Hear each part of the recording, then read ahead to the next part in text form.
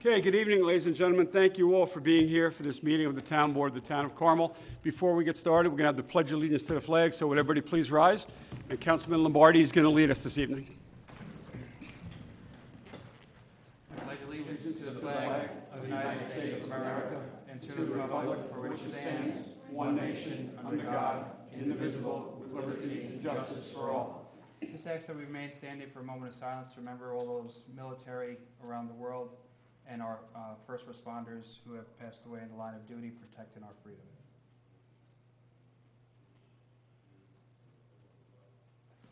Okay, thanks, Frank.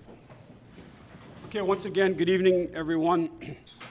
Thank you all for being here with us, and thank you all at home for watching this meeting of the Town Board of the Town of Carmel. Today's date is Wednesday, October 11th, 2017, and tonight's Town Board meeting is a work session. And for the record, all Town Board members are present with us this evening, as is Greg Fulchetti, our Town Council, all the way down to my left. And Mary Ann Maxwell is here with us tonight, as well, our Town Controller. Kathleen Kraus is here, our Tax Receiver tonight, and Mike Simone is with us as well. So, first item on tonight's work session agenda is a review of the Town Board minutes of October 4th, 2017. Unless any board members have any questions or comments with respect to the minutes, we're going to move on. Okay, so the first item on the agenda, Mary Ann Maxwell, Town Controller, Kathleen Kraus, Receiver of Taxes, Mike Carnazza, Director of Codes Enforcement. This is consider a proposal for a software update and presentation to the Town Board. And the vendor who's here tonight with us is Edmonds and Associates, who's going to be making the presentation tonight for new software for the Town Hall. So, Mary Ann, Kathleen, you guys want to take it away? Sure. Thank you. Thank you for having us. The past few months, the Controller's Office, the Tax Receiver's Office, and the Building Department have seen several software demonstrations with various software vendors.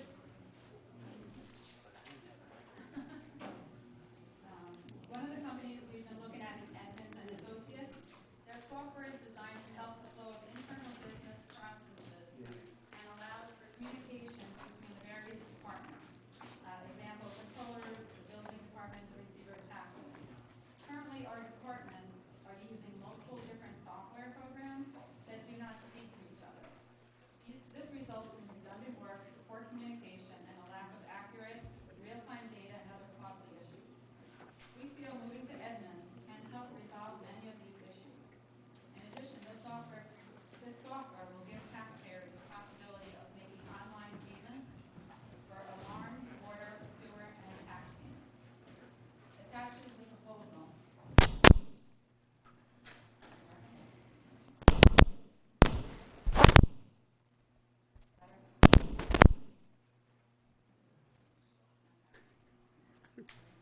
Yeah. Okay, attached is the proposal we received from Edmonds and Associates. We requested and received proposals from other software vendors. But none of these vendors, there we go. There you go. There we go. Okay. But none of these vendors would be able to provide us with the full software package that can meet all of our needs. As I mentioned, that we're using several different softwares. The Comptroller's Office uses KVS for finance and general ledger. We also use KVS for utility billing, both billing and collecting. The Tax Receiver's Office uses SCA, and the Building Department uses Municity. So moving to Edmonds, or one option is moving to Edmonds, and that is one system that would be able to handle all of these, all of these different needs. So we bring this to you. We have John Ray from Edmonds and Associate that is going to do a presentation to go through, software presentation, not a software presentation, but a PowerPoint that will explain the company. So do you guys want to add anything, or no?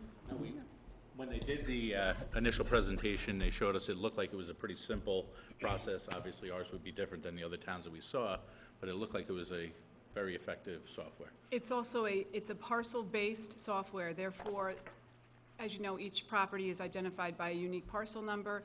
You could pull up the parcel number. You could see at that time open taxes, open COs, building permits, anything it's just kind of all in one spot. Right now, we are scattered. We are We're entering information twice, sometimes 3 times, just to get to the end product of, receiving the funds, getting the either taxes paid or the permit issued, and ultimately getting the funds deposited into the bank and into the correct account, and it's going through a lot of hands. It really should be, taken together. It needs to be in one spot. We need to be, kind of on a real time. Things are lagged when they're not entered right.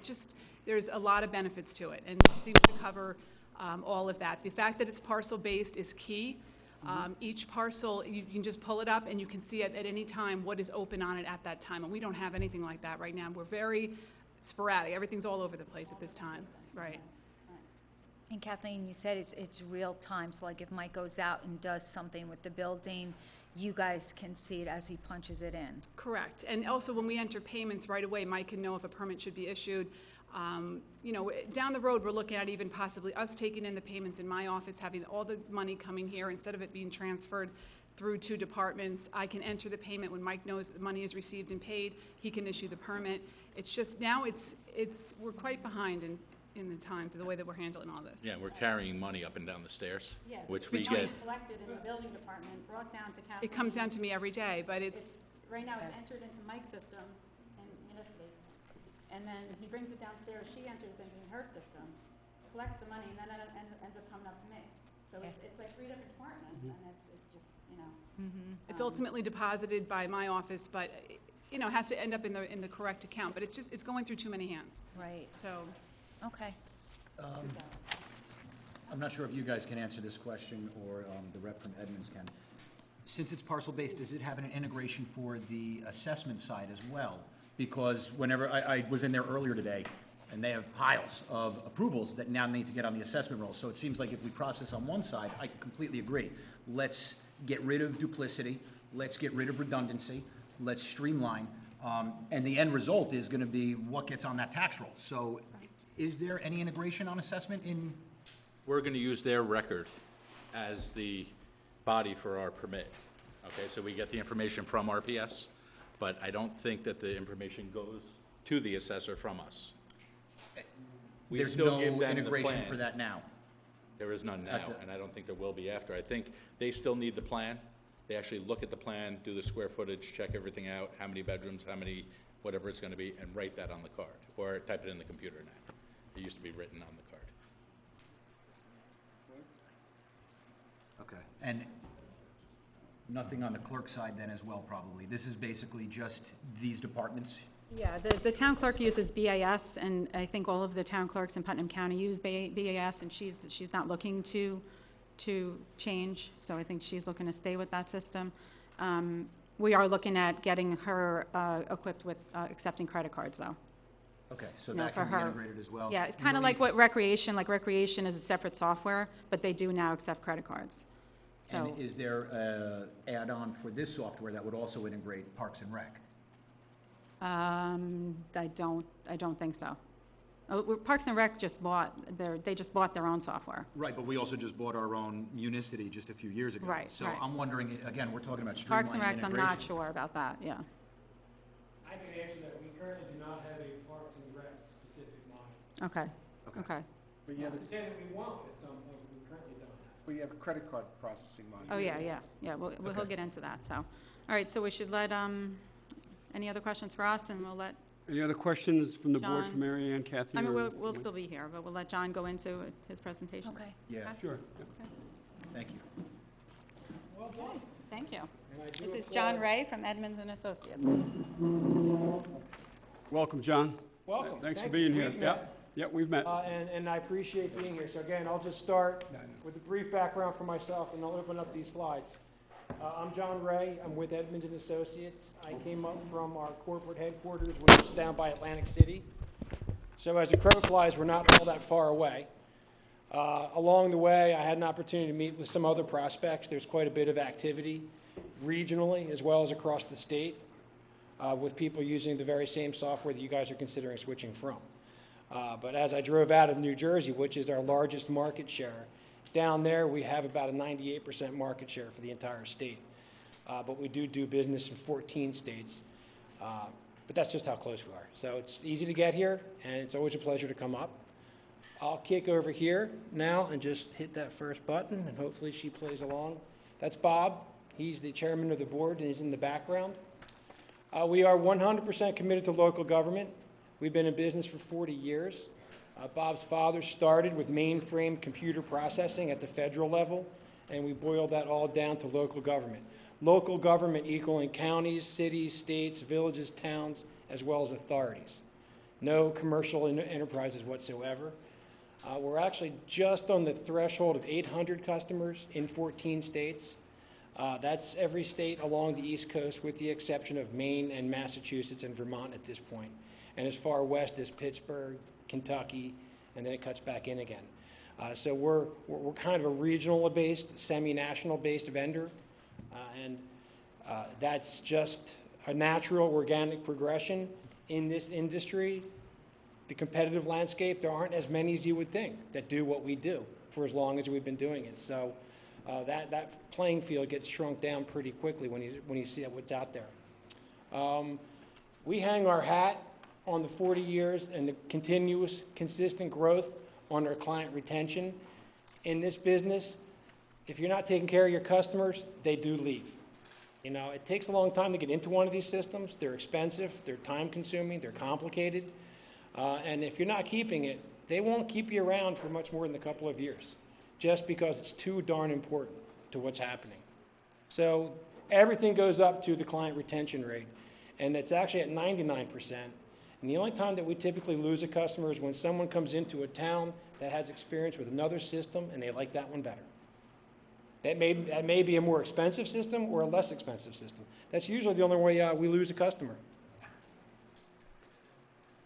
Those two gentlemen are our IT professionals, the CIO and his assistant, that write all the software. These 4 tiles represent the scope of our offering, many of which the town is considering on the proposal. And we're real proud from having traditional financial accounting, bookkeeping, all the way over to web portals and mobile apps.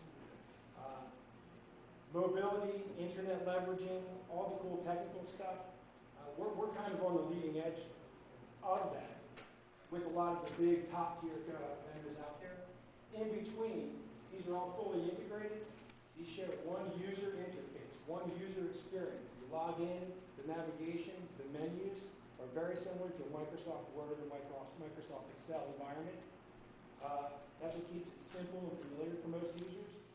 But when you start moving them around, as the staff all saw during the demonstrations, it's very intuitive. Once you're comfortable navigating in our system, you can kind of cross paths and you can move into different spaces pretty quickly. There's nothing that's alienating about the system overall. It's considered a commercial off-the-shelf system, which means it's not customized for the town. We have the ability. Oh, okay. Okay. All right, if you're gonna stay over here. I tend to bellow, so I didn't want to. Okay, there you go. Now I'm on. That's going to be good. So it's considered a commercial off-the-shelf. That's so the TV camera could pick up your voice. I see it. It's right on me. That's very good. And we do the commercial off-the-shelf for a reason. It kind of keeps the cost down for new customers because the day and age of having a custom system is kind of waning in this business. We can add some functionality to a specific place without pitching you on a custom system that gets you locked into one vendor. Any changes that are made to our system, this is a bit of a concern for Mike, they're fully vetted by our user community before we even put them into the system, and everyone does benefit from them.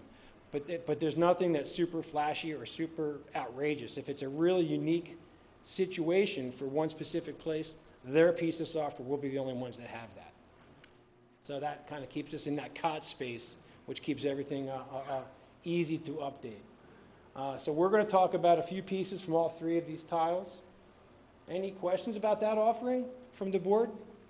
Those terms I use, commercial off the shelf, industry standard, mobility, all that kind of stuff.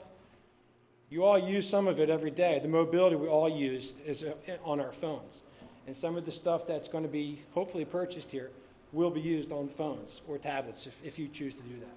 So let me just... The tablets that, I think I asked Mary Ann this, the tablets that we have presently, we can use with this. Okay. Yes. It's all device agnostic, means you can use an Apple or an Android device. Okay. And you can use your phone or the tablets just to make the user experience a little bit better. You can even use a laptop computer. In the permitting office, oftentimes, they still use those larger interfaces because they're doing more input, but the tablet's pretty close. So once all the shopping's been done, all the qualifications have been done, once the references have been checked, it all comes down to getting it up and running in a timely, methodical, orderly fashion. And these are the 3 stages that takes. Once we've been awarded the business, the rest of my team, and we have a large team, it's broken out into 3 different segments, contacts your project leads. They start talking about the dates for the different modules. Each module has a different time frame per se. Some aren't date sensitive, some are. Statement of work is drafted. It's put in front of everybody. That's sort of the buy-in from the team as to when we're going to get to where we need, the important milestones along the way. Data conversion, that's kind of a dark period in the computer migration world. That's when we've taken your data and our programmers are fitting it into the new system from the old system. And that's not nearly as easy as it sounds. Fortunately, I don't have to do that.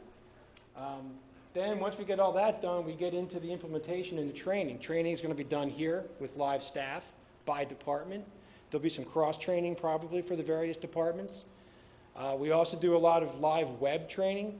That's become more and more popular these days. If it's a specific task for a specific user and a specific job, we can usually hit that in a much shorter time frame in a live interactive session. So it's a combination. Whatever suits your needs here, it's easy. Our value proposition is kind of unique. When you buy one of the modules, the training is included with it, as well as any travel expenses or anything like that. So the town's not going to incur any kind of extra billing for our staff to be here or not. And we're the only ones in the industry that still do that. It's kind of old-fashioned, but that's what Bob likes. Back to that 98% retention rate, your staff can attest to this because it kind of speaks to the problems they're having now with their current provider. We average about a full 2-hour resolution for any problem that you bring to our attention. And in most cases, we get it resolved within 38 minutes. We use some very sophisticated CRM tracking software that tells us who called, when, what was the problem, who was it assigned to, and what was the resolution. And we share that information with you as you go through the project. We can kind of pick up on certain areas, maybe some stuff that we need to revisit. If it's a reoccurring kind of a problem, a training thing, we try to address that. We want you to be as independent as possible, but we're there for you as frequently as you need us. So that's how we get to our 98% retention rate. There will be some bumps along the way. It's not easy. You guys have been using this software for a long time. They get used to it. A new system does have new looks, new feels, new terminology, new buttons. Once we're talking the same language, we show you how it works in here, it tends to line up. But everyone here is motivated, and that's a good step. It's a real good step.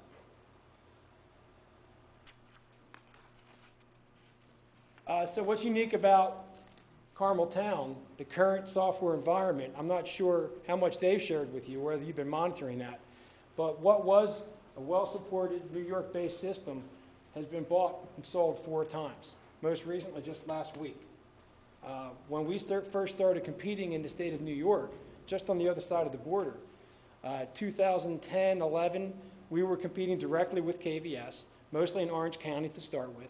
We were actually winning just based on functionality, right out of the box. I'm a sales guy, so I'll tell you that system seemed a little bit antiquated, but they'll tell you the same thing. KVS had a strong market share, great customer service, but didn't do a lot of development to the product. So that's how we got started. Flashing forward now, clearly because there's so many people having so many levels of frustration with all of this, well, obviously that's brought a lot of business. But what's neat about that is we've actually picked up a lot of business from people that we were like the runner-up back in 2010 when things started falling apart. We were the first people they called. So we have some experience, some recent experience with people that, we like KVS because there's 15,000 people using it. They had about 450 customers throughout the state at one point. There's comfort in numbers. We totally understand that, being from New Jersey with our big market share. But now we've caught up pretty quickly.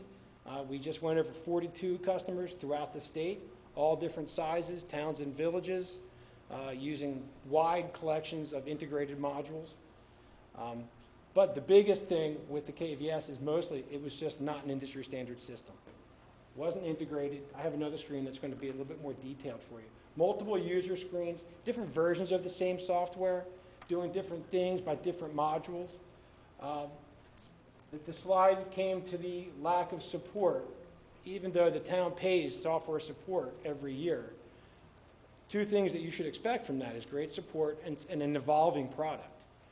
Well, KVS never evolved at all. They tried to evolve by being purchased by Springbrook, which was a more sophisticated platform, a national-based vendor. That was going to be the revolution. Would have worked. Springbrook was fairly sophisticated, different price point altogether, but that didn't last very long.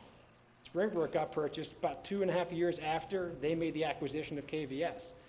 And then it just went kind of sideways. So not all acquisitions are bad, but this is the worst case scenario. This is kind of a white paper on how not to buy and migrate and try to consolidate software systems. Any questions about that, the current landscape and all those kinds of things? So where are you going to go with it? What do we provide? Well, we talked about the commercial off-the-shelf, an industry standard system. It looks and acts like many pieces of software that you're currently using. And it does continue to evolve all the way over to the web stuff. Notably, though, it's going to be how it integrates the various departments into one platform with the back-end reporting. That's the biggest difference. The KVS system has 3, 4, 5 different databases. They just don't speak to each other. They require cogs and wheels, and you got to put it all together, so that's very challenging. The one user screen I told you about, lots of reporting functionality and data accessibility. Not sure how demanding the board is, but if you want to run a report for just about anything, under any circumstance, out of our system, you can get that. And it's fairly simple because they all land in Excel. The term in the industry, more on the commercial side of things, is enterprise resource planning. This proposal does represent a true ERP suite. I like to use the term government resource planning, because that's really what we're talking about, and that's a little bit different. Probably the most important thing here is the consolidation of the parcel-based stuff, the utility billing, the tax collection, and the ComDev, all the permitting stuff. You're going to be able to get a report of what every resident has on the street, what they've been billed for, what they haven't paid for, what they might be trying to get permits for, all on one screen in one snapshot. Also, you're going to have the ability to take a payment through one centralized collection window, which Kathy talked about. You don't have to do it right now. They can still be different areas of collection, but they're still using that same payment window. That's all in the same database. And the next screen that has the breakout of what you have versus where it's going to go kind of paints that picture. But those are some of the top level features of an ERP system. So this is the picture. I'm going to let that sink in. Yeah. It's colorful. I kind of went with some autumnal colors here. So starting with the databases, 1, 2, 3, 4, 5, 6, 7, 8 different databases. That's 8 different silos of information that you currently have. Current user interfaces, 1, 2, 3, 4, 4. And those are a collection of things. Cash receipting, cash books, that's a separate module. Print check, printing the checks is a separate module. Where you're going to land is in all one system. And then we talked about the web payments, which are down here. We have that as well. Mobility apps, the field service stuff for the permitting crew to take the tablets out, clear inspections, that's in there. And there's even a mobile app for utility billing as well. So that's covered in this same system. Any questions about that stuff? Just one quick, if someone pays credit card up in the building department, it would automatically be put in the system, right? So then they wouldn't need to go down to Kathleen and then it goes back up to Mary Ann? Yes. Correct? Mm-hmm. Okay. The payment window, it stands alone. It's a very simple piece of, in some situations, you really just have payment clerks, where once they learn the payment codes that they're collecting for, in most cases, the output, the utility bill, the tax bill, the permit, the payable part of a construction permit has a barcode on it. You'll swipe that under a barcode reader, and that'll bring up the payment window for what's being paid. And do you guys have those codes, or do you guys? We have that make in them? our system, yes. You make them, okay. You may or may not be doing all that right now, but I suspect you probably will be. And that goes towards the centralized cash collection, which you talked about. That's really very common this day and age. Well, I mean, I have no opinion on it. I think it's easy to take a payment at any department you want because you're still sharing the same payment window. It's all still in the same system. The batches are all verified by a third party if you want them to be. But if you want to centralize it, you can do that too. It's really just entirely up to you. Back to the rec thing, if you did want to take payments for the rec department for registration somewhere, you can use this payment window if you want with the miscellaneous payment code. We won't be able to do rec field registrations and all that kind of stuff, but you can still consolidate your cash receipting in one system. And that's very common for us, either at a boat dock for a ramp fee or a registration fee for something else. That's all just a miscellaneous payment code in our system here. Any questions for that?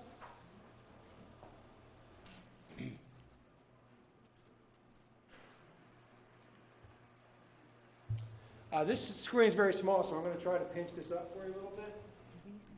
Without it doing that, which it did, so I'll go back. I can get you another one of these.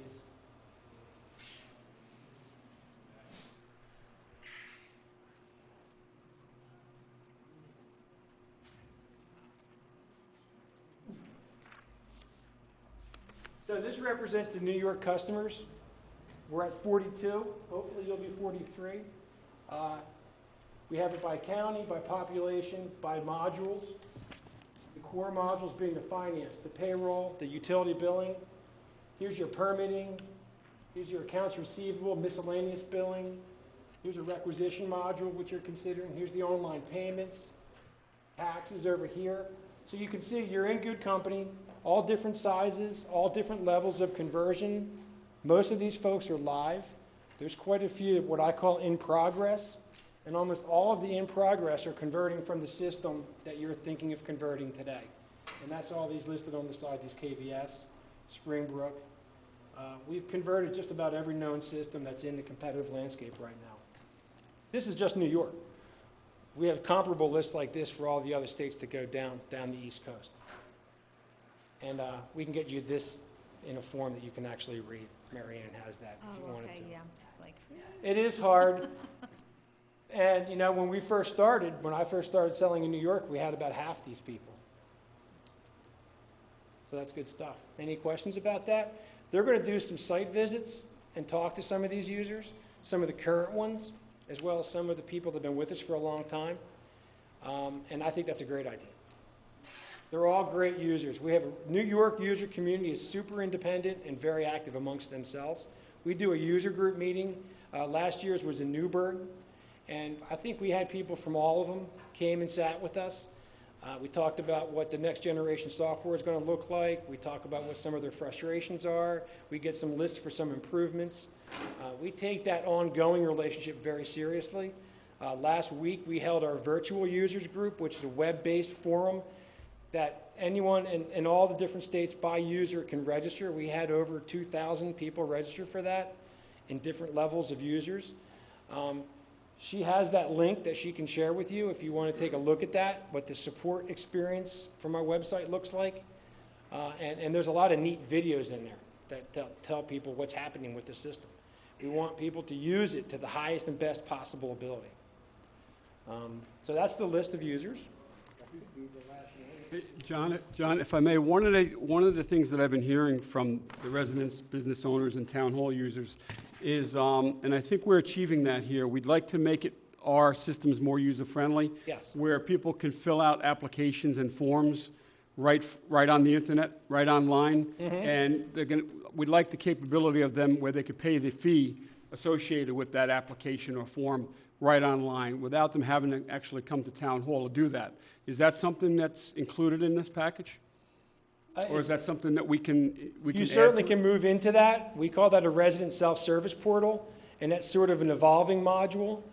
We talked about it a little bit when we did the demonstration phase. And yeah, I would love to have that because I'm a sales guy. Who wouldn't want to sell you some more stuff? So if I'm a new resident in the community and I have an alarm in my house, I have to fill out an alarm permit. Right? Can I fill out the alarm permit online? Can I fill that out, submit it to the comptroller's office, and pay the fee associated with that online? Not currently, no. We haven't built that specific one, but that's not a big deal for us to build into that. Okay, We have more of a generic form. When it comes to online self-service from the customer side, it's a very wide open gamut, and there isn't really one or two customers that absolutely do it the same way. So we sort of eased our way into it. There is no real consensus on how it's done. When it comes to taking a web payment, that's easy. Tax, utility payment, an AR invoice, which could be the permit. Some stuff that the contractors and some of your vendors are able to do. That's already being presented through the web portal based on your setup. But when it comes to the customer saying, I'm going to put a fence, I need to do my fence permit, that's very, very close, but we're still trying to figure it all out. We're waiting to get some more input. And it's really wide open. We don't want to build a custom system. We want to give you some scalability to it, some user definition. So that's what it's going to be. You'll have some available fields that you can assign, you call it whatever you want. But when it gets to, you've seen those forms, the amount of information that goes on a construction permit, 50, 100, 150 fields, no form, it's very challenging. So no one has really committed to wanting to jump into that. It's more of easing into it. So we're ready to build that stuff out. We're just waiting for it. I mean, all systems do it a little bit differently. We don't want to build too much that's going to be too challenging for the customer, but those uniform construction forms are just really, really elaborate. We scan those and we make them available. The internal customer has that already, and we showed that. We have all that available, where that's all digitized. The letters that get sent out, the denial letters, all that stuff's already in the system, so you can do all your communications back and forth. But the experience of going to your website, that's still unfolding, that's still evolving. okay. All right, thank you. So what they wanted me to do was to close this out and then bring up our portal, which shows you what a customer would experience if they wanted to use a credit card to pay a tax or utility bill. Did you want me to do that? Sure. Just a question going, piggybacking off of Kenny. So your application doesn't have like a writable PDF where the form is like a PDF form and they're just filling out the information, then printing it, and then they can bring it to the building It department? does have that, yeah. The Okay, it building does have department will use that form. It's just that we're not sure if you want to put that form on the other side for the customer to use just yet. That's probably what we'll end up doing with that, but that's a lot of information, and if it's not filled out correctly, the time it takes to correct that, as opposed to the technical assistance in the construction offices. There's certain forms that you're like you're saying are 150 fields. There's some forms that we have are 12 fields. Right. 12 fields, wouldn't mind, again, that the resident prints out and then brings it to the building department. It's neater than handwritten and stuff like that. So we'd have to look at each form to see if that's feasible. And it is feasible. It absolutely is. To fill that form out, we call it, in the industry, we call it a JOT form. And that's just an open-ended field. They can plug in whatever they want. It's what happens to that field when it gets saved and get reintegrated back into the system, making that work. John, excuse me, Mike had some issue with the construction permit because of the depth of the detail that they wanted. Some of the simple ones, like the long permit. Exactly, yeah. I'm talking the simple ones. The other ones, the multiple pages, 15 pages, that's difficult to do. Yeah. So I'll just see if I can flip this over quickly for you.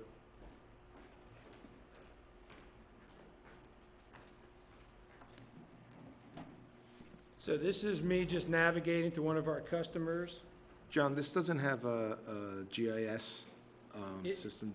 It does, as a matter of fact. When you get into the parcel-based modules, it'll default to a Google address, but you can add anything you want. So if there is a dedicated GIS system, we can map to the spatial coordinates within that system, and vice versa. If you have an engineering department or planning, they can pull data out of this system because it's in that industry standard SQL database.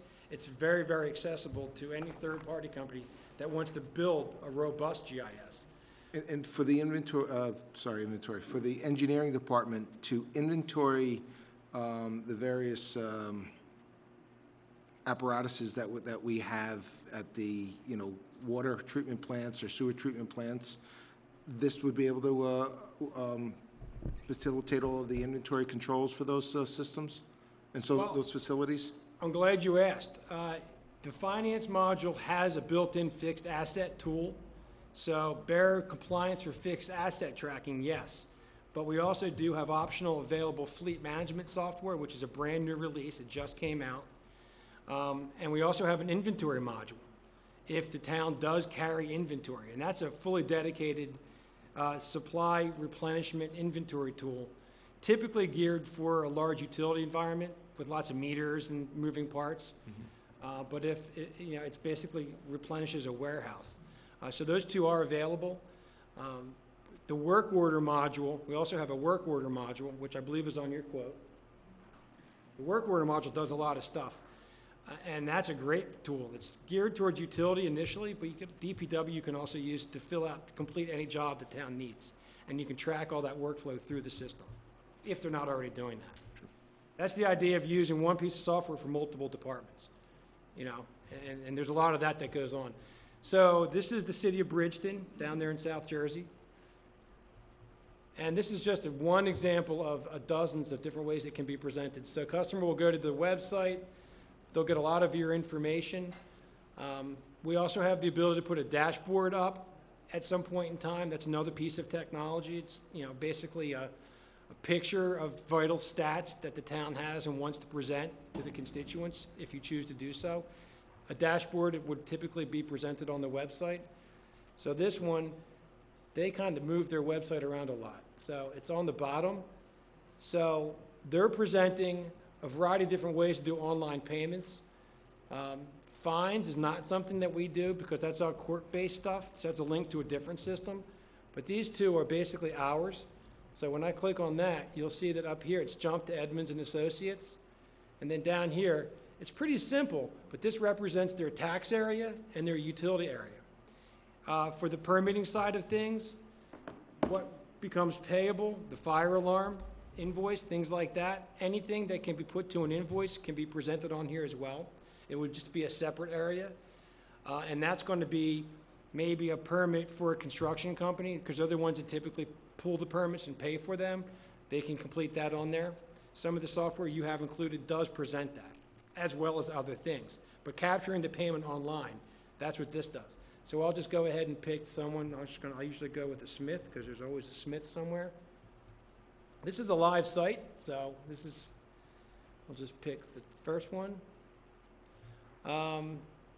You'll see here that not only are we giving you the ability for your customer to make a payment, we're also going to show them what their past history was.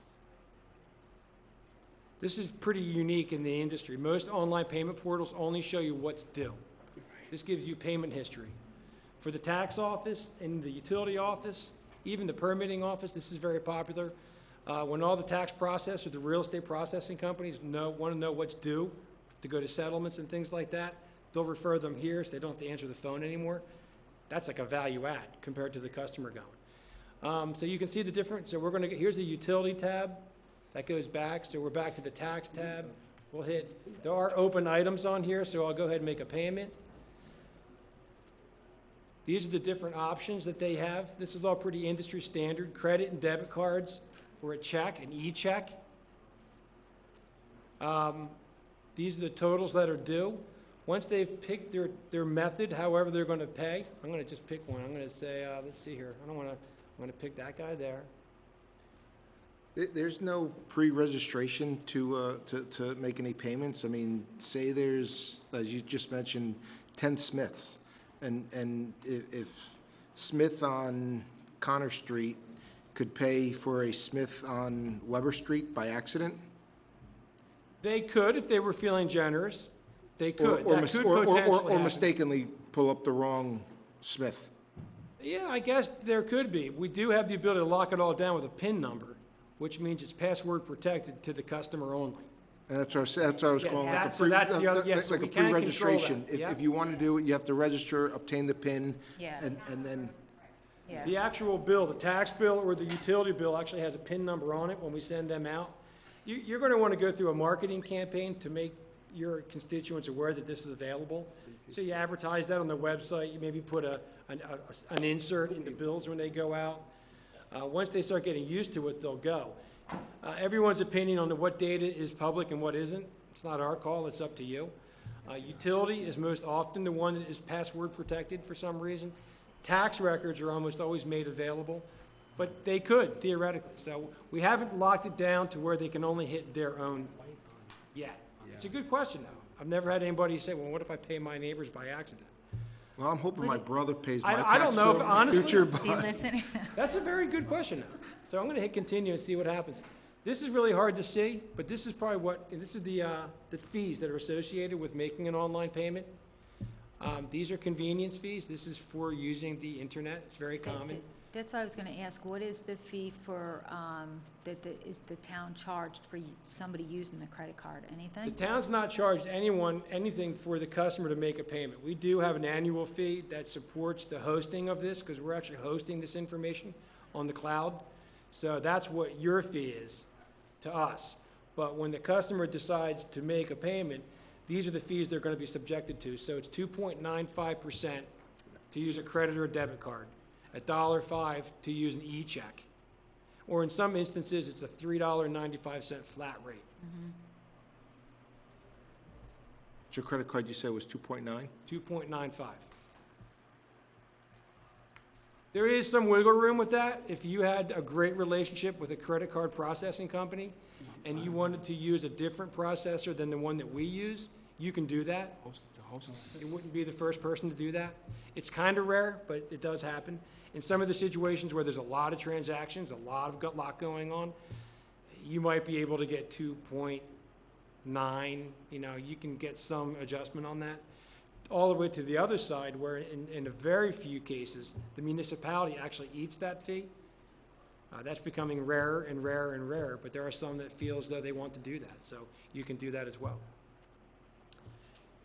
So I'm not going to go any further with that because I don't want to pay that bill, but we have probably almost every tax and utility customer that we service has signed on for that because of the integration, because this is going directly to and from our system that they see when they come into work the next day to update. And you can do that on your phone if you want. So that's the WIP site. That's the online payment portal. It's very simple, but it really does, all the other things that we can talk about with the checks and the finances and all the other kind of stuff, that gets a lot of attention, especially from governing bodies. So that's all I have. Going back to where we were talking about the assessor's office, and you're saying that there's no module that you guys offer right now for the assessor? We are not committed to an assessment-specific tool for the state of New York. We do have assessment experience, but what we do is we grab the RPS file. And assessment can be, primarily in the state of New York, it's an RPS file. It's either done at the county Correct. or some other in-between entity. But in other jurisdictions, it's actually done by a third party. So whatever you're using as your agreed-upon assessment file, that's what we import. And that's not just the way Edmunds does it. That's the way any company that does that calculation for the tax bill. I guess, But we're thinking about it because SCA is experiencing a lot of problems. I'm not trying to slander anybody with that, but that's, and I'm not going down to calculating an assessment. I'm viewing more of maintaining in the assessor's office the inventory of a parcel. And you guys do offer that, or you do not offer that? We offer the ability to import it, but we don't alter the assessment side, no. I got you. So, because we just went through a reval, and one of the things that we've discovered during the reval is that a lot of the inventory that we had on the cards were old, not up to date, and we're constantly updating it, and we just had the reval. So we would want to make whatever we can do, an interface, pulling it in, or a cross-reference. Every year, we have to cross-reference what the building department or whatever the parcel is to the RPS system to make sure that we are constantly aligned and that the systems are up to date, because we would not want to lose, or we want to put any safeguard to make sure that the data is always going to be accurate. Whatever building permit or whatever is happening to that parcel is also reflected on the RPS. So if there's any workaround or, best practices that you've seen with the application that you have, Let's talk about that and let's get the assessor. I know you don't have an assessment tool, but we have to ensure that the two systems It's like are a bridge. aligned. A bridge or an It's like a interface bridge. Yeah. or even just a cross-reference exercise every 6 months to make sure that we're in sync. We absolutely do that, and we do a reference when we import that file. We can show you whether there are any errors in that cross-reference Okay. before it's updating to the parcels.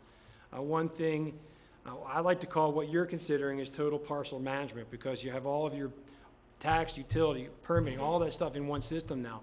There are screens within the various modules that are going to reflect the account maintenance, the address, the owner information. Once they're updated in the system, they're all shared amongst themselves. And that's a fairly high level of security in the system. Not everyone has the ability to change the owners, and that's a best practice. We wouldn't have lots of people do that. But I would think that your data in this system is going to be cleaner, more up-to-date than what's going to come down from the state. You're just going to refresh and then go from there. But you can run a lot of reports, variance reports and things like that to fix that. Exactly, exception report or variance report to make sure that the two systems are aligned. And your assessor's going to have access to the system as well. So they're going to see what's coming down from RPS And your and how it lands in here. The parcels have a capability to store images of the house, plot Yes. line, or plots. Okay. You can attach any file to any What was the record in the aerial view system. that we had? Pictometry? Pictometry and stuff like that, so we'll be able to load all that into the system. What was that last part? Pictometry? It's an aerial flyover to a grid of the town in grids. It probably lands as a JPEG of some kind, file. It's by parcel. Yeah, Tax number you should be able to find together. yeah, Okay. absolutely. Okay. So piggybacking on that, we, in the past few years, have also went digital with a lot of our property assessment cards. They're all by the parcel ID as well. I know a lot of other municipalities will allow public access to those cards for a lot of realtors who do the research on it when they're looking for sales. Is that something that we would be able to do for, and I'm not sure if you have it, a web-based integration where you can have an individual account set up and you can do this, you can print things off, you can have. Yeah, so oftentimes there'll be a kiosk somewhere where someone can come and access the system and maneuver with limited access to it, if that's what you're talking about. Right, yeah, because my thought is just, right, trying to streamline processes for our employees. I know a lot of time can be dedicated to assisting people on things that should be easily searchable based on a tax map, based on a simple FOIL request. We set the parameters. If our building department and our assessment office, engineering department can say, here's the kiosk, and you can, I know when I go to the county clerk's office, I pay, 10 cents. I put a personal account and set up a limit on how much I'm going to spend for copies and whatnot. Huge time saver. You have capabilities of that as well in this? On our resident self-service portal, which is not currently on the quote, but could be, that's going to be one of the things that's customer-facing. There's a lot of variables to that, so I'm very conservative. What I'm going to tell you is currently going to be there, but Okay. the idea of, opening up a permit initial entry screen, definitely. An editable form, definitely. A pictograph, an overlay, a flyover. Because the system uses Google, we already have that. So there's already some of that already built into it. The assessor's cards are on the RPS system now, so when you go to a property, you can go in and get the assessor's card, so I'm sure it can go right on. Well, that's what I'm wondering. They do it on If it- my current it's- software does it, so I'm sure you can do it. It's attached to that parcel. Right, like I was just in there earlier today and we went through a bunch of different parcels and boom. It's a click on it. digital card. So they're opening an attachment. Tips, Absolutely, Jake. but it's already attached to that RPS file for that property, so I'm sure once we give you that, it'll be attached to it also. The one we have now does get it right in there. I'm sorry, that So, Yes. There's some technical things there that I would have to defer to my team for, but yes, absolutely. so between Marianne and Mike and Kathleen, can you guys almost make a total scenario of a client? You go from yours, and also get the assessor's information also, and just do, John Doe, and see what he can pull up, because what I don't want to happen is us do the proposal, but yet we may need the residential self-service. You know what I'm saying? Let's see exactly what we need to benefit what we're trying to do here.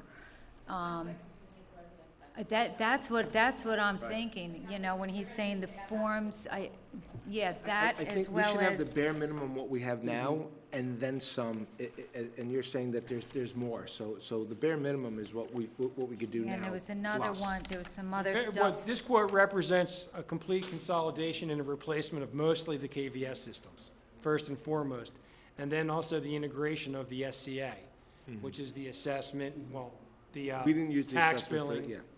But, so you're achieving those two. And we should talk to the engineering about, or you said we already have in the bid the work order. Yes. The work order is, but the fleet management and the inventory module is not. So we may want to ask about Yeah, those 'cause, I as mean, well. 'cause we have You know, fleet here, almost- and we have, We're also. The doing fleet- the literally, the pilot program fleet with the module's state for an brand inventory new. project with our Riverhead survey. Town and Suffolk County is actually the first customer to have that come online. They just purchased it 2 weeks ago. It was just in development, so they didn't even get a chance to see it because it wasn't ready to no, be shown. fair enough. Yeah. But it sort of naturally evolved out of the work order module, and it's something we've been working on for a long time. It's kind of a separate, in the industry, there's this term called best-of-breed systems, and permitting, land development, parcel management, ComDev is another acronym for that, is one that typically has always been out there and stood alone because of all the pieces that have to go into that, from plan review, to all the technical stuff, to workflow and things like that. It took most of the ERP firms quite a while to cobble theirs together, to build them, and then to make it work and have customers use them. That's why I'm proud of that one sheet. This document is all the people that are using our permitting software. Some are using the RSS that we talked about, up and down the East Coast. And there's 88 customers on this list that you can look at and see some large communities, different styles, beachfront Florida, all over the place. So we have a lot of that experience in here too. It just didn't cross-reference on that one New York only sheet. That's just the New York customers using just that stuff. So this one supplements that. So I'm gonna leave that here too. Now, what is the time frame? Like if we move forward with this, what's the time frame from being trained and having the software and everything to put into the computers and everybody trained on it? Like, what's Typically 6 months, 6 months? 6 to 8 months. There's a variety of variables that could affect that. The timing of when the bill has gone out, a tax bill or something along those lines, where you're at when you start to finish. But usually we flow with multiple modules. Since they're all integrated back to finance, that's kind of like the foundation of everything else. But with the permitting office, they could operate and go into their own training protocol once certain baseline data conversion has occurred. 6 to 8 months is the typical implementation. Okay. Sometimes sooner, sometimes longer. All right. And then do you guys update your process or the data frequently, and is the towns charged for those updates? It's a great question. We do a major release every 16 months or so across the board, and that's included with your software support. Okay. We'll do incremental adjustments, code updates. They're fairly frequent, and that was a good point we talked about too. We're not talking about a cloud-based system here that's loaded on the cloud that everyone accesses the same data set. You're going to control what level, what code date you have. Okay. And you can control when you download it, so there's no Okay. surprises. We don't do drastic changes without notifying the user community way in advance through FAQs and things like that. But you still have the opportunity to bring down the newest version. There's a compatible sandbox that allows you to play in it before you're actually working in the real database. Once everyone's good to go, then you just turn that side on. Okay. And your IT service provider, Sullivan Data, is very tuned into how that process works with all that. And we've met with them and spoke with them pretty intensively, so they've already spoken with our IT services department. So they're real comfortable with what our backbone looks like. Okay, and Mary Ann, we're good with the computers and all of that's, okay, perfect. And did you say that this information will be cloud-based or it'll be on-site? This is going to be a premise or an on-site installation. You could, at some point in time, have a hosted solution if you wanted to. It's entirely up to you. And do you guys offer even just cloud-based backup, God forbid something happens inside of our facility? Great question. That is on your quote. We do. We actually mandate that now. We have our own scheduled remote backup for our own server on the quote. You probably have that happening anyway, but Right. we still protect our own data, our own server independently.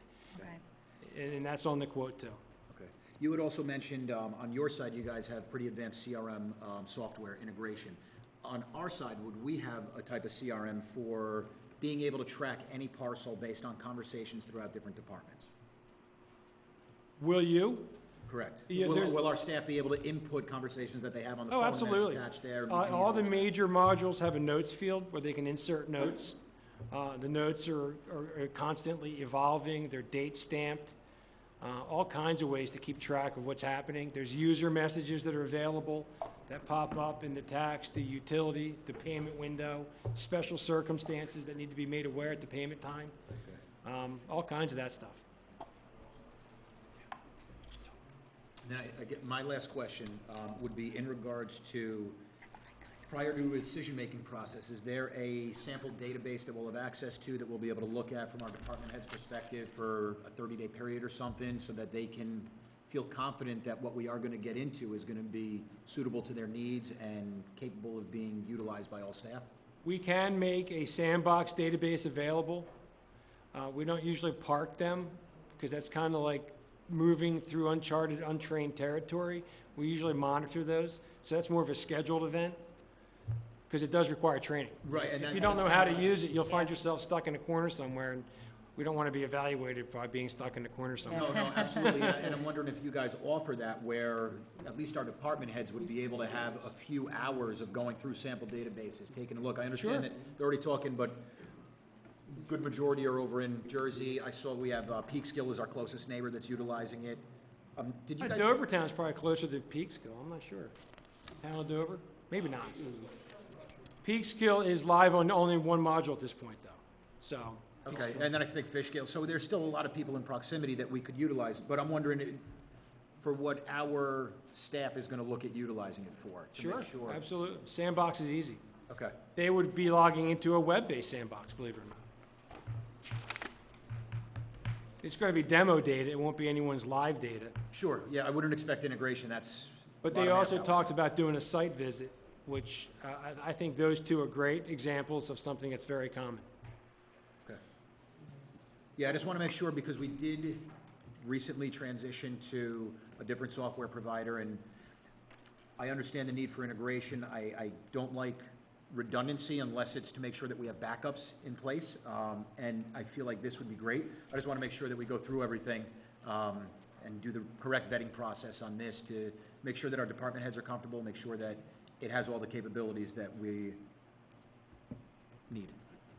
We'll be as responsive to that. I totally think that's the best thing that you can do. You're engaged in this process just as much as they are. And, you know, it's not uncommon for elected officials to have their own logins and get some level of training if they're inclined to do some stuff in there. It's your software. You can do whatever you want with it. And any kind of training or further demo or whatever, it's easy to set up multiple engagements. We had talked about doing a full product presentation for you, which would be very time-consuming, but if that's something you want to do, we can set one of those up as well. Through a live web event, you could actually schedule it during the day, and you could all watch it from different locations if you wanted to. I think that would Perfect.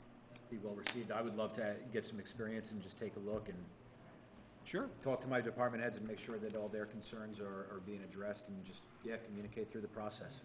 I can say when they participated in the 3 demos, was it 3 that we did? Very interactive. Brought all their questions to the table, all their experiences to the table, and paid attention.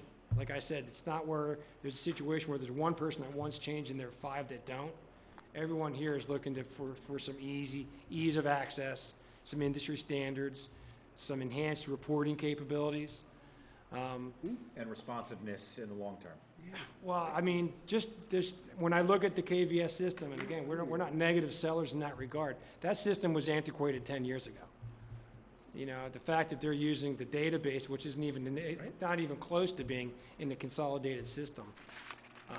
The levels of efficiencies, and they've already spoken to some of the people that made the jump, recent KVS, they're all just in a really good spot, loving their new software.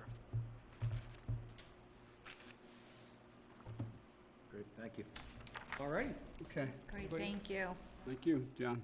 thank Appreciate you. it. John, you had mentioned earlier that I guess our team is going to be doing site visits to a couple of municipalities on here in Yes. New York. Well, there's two in Westchester County, Elmsford Village and Peekskill City. Would you recommend that that's where they would go, or do you have another town or municipality? They could talk to Peekskill for utility, they have a large, Yeah. Did you spoke to them, Marion? yeah, that's the only module that's live there. Yeah.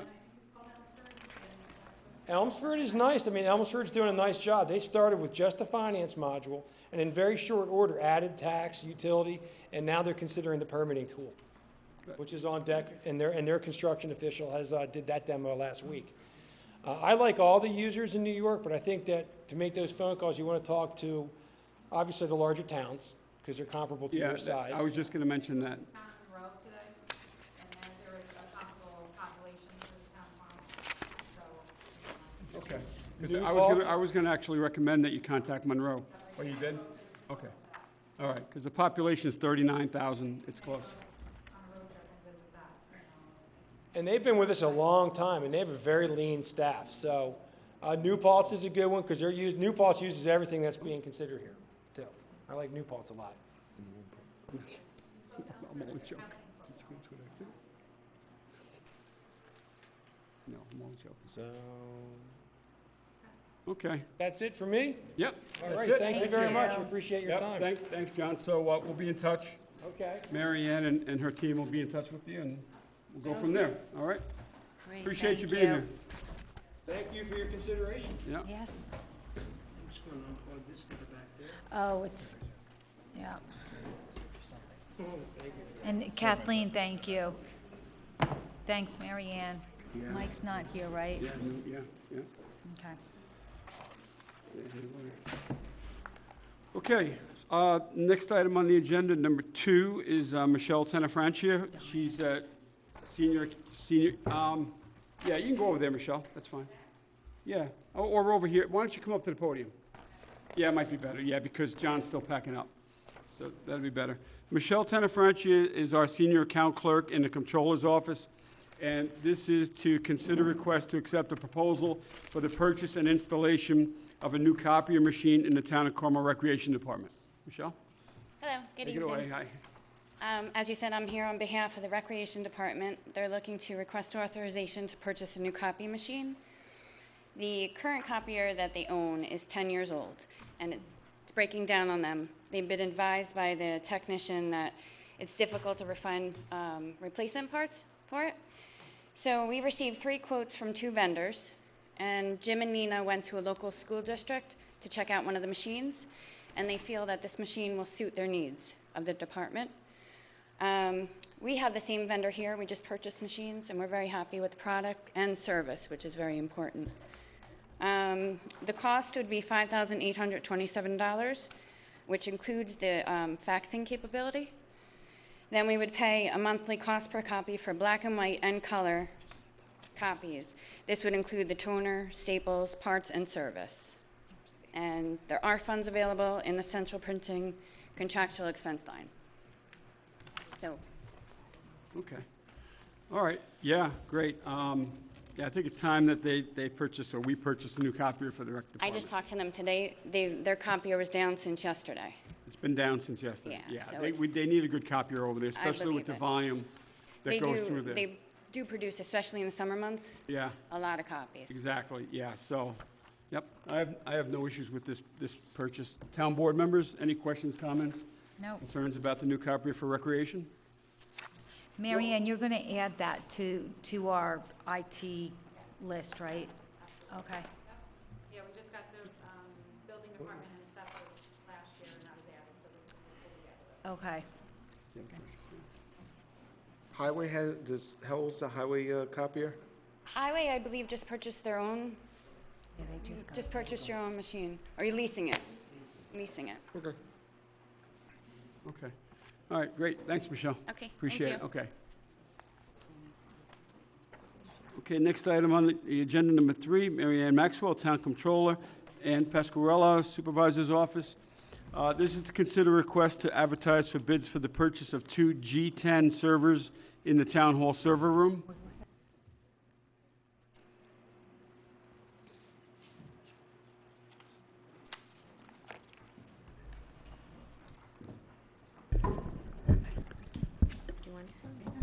Good evening, Board.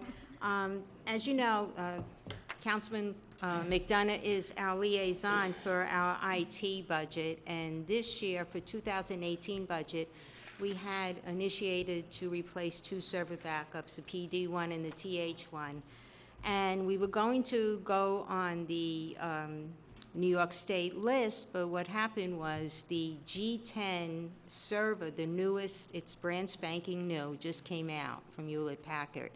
And it would be very beneficial for the town to purchase the G10 servers because they're newer, and they will last longer.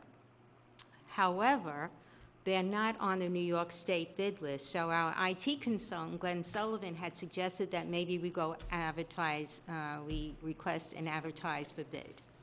And by doing so, if we could do it by the end of October, so I'm going to ask the board if they would respectfully make a motion tonight to allow us to prepare the bid and go out, and then we could get the bids back by, say, October 25th. It'll probably save us a savings of about close to $3,000. And they're the new G10, they're the state-of-the-art, and that would also require the licensing. And if you look at the bid, which Glenn Sullivan, our IT consultant, has prepared, it has everything in it, and it's involved. So that's everything in a nutshell. If you have any questions, please feel free to ask them. thank you guys for doing this. I know it's not easy. John? Yes. Can you explain how getting it out by the end of October and purchasing it will save I money? spoke with our legal counsel, Greg, had already reviewed the bid. He was okay with it. I spoke with Ann Spofford, our town clerk, and she has it ready, prepared. So what's going to happen, she's going to put it out tomorrow so it could be in the paper for the next Tuesday and next Thursday. And then Greg, our legal counsel, will prepare the resolution stating such that it would advertise for bid. And then the cutoff date would be October 25th. That would allow us before, opening the bid by October 25th. So they'll have a week to submit a bid.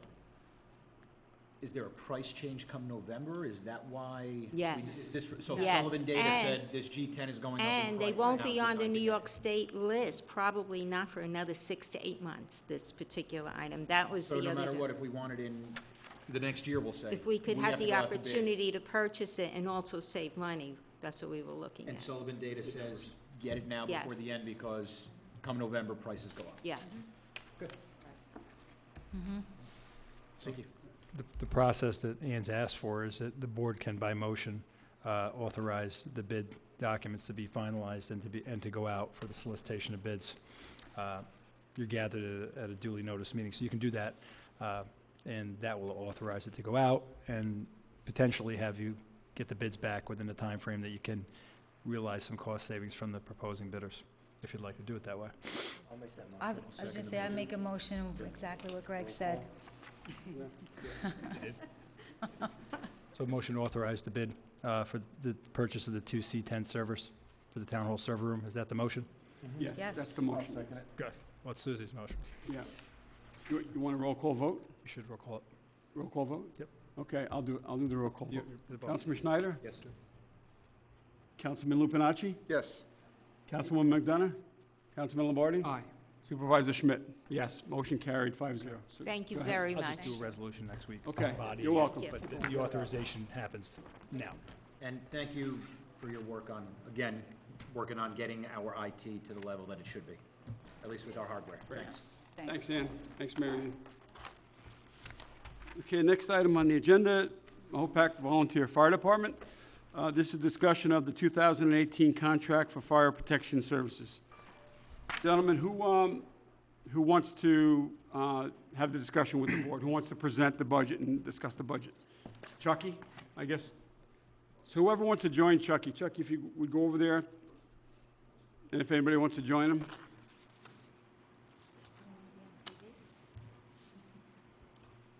So we have Chucky Lewis on the left, and who's the treasurer of the Mahopac Fire Department, and Ed Scott is the chairman of the Board of Commissioners or Directors of the Fire Department. Okay, thanks, gentlemen. Thanks for being here. Thank you for asking us to be here. Yep, absolutely. So let's do it this way. Just, if you would, please, guys, go over your 2018 budget submission for Fire Protection Services for Fire Protection District Number 2. And, Just want to outline what that Yes. budget request is. as we do every year, we go through our expenses to see if any more money is required for the following year. It was, determined for 2018, we have quite a few things that have to be purchased that are well beyond what we're receiving right now. We had requested, we were being given $1.2 million, and for 2018, we're requesting a $200,000 increase to handle the expenses that we're going to incur starting next year. Those include, which we didn't have this year, is 2 pieces of apparatus that have to be replaced. They're costing us a lot of money in repairs, and there's some problems that we're having with them that the cost to repair them wouldn't be worth spending that money. So they have to be repaired. Both pieces of equipment are getting to 25 years old, not just a little bit older, I think one of them. And the cost to replace these, as of right now, without any other changes, each piece of equipment is $697,759 each. And, we're not going to lay that money out of our pockets, obviously, to do this, so these vehicles have to be leased. And the leased cost for these vehicles combined, because we'll be receiving both of them within several months of each other at the beginning of the year, is over $163,000 in payments for the year. Also, as we're mandated, we have to supply each member with a bailout system.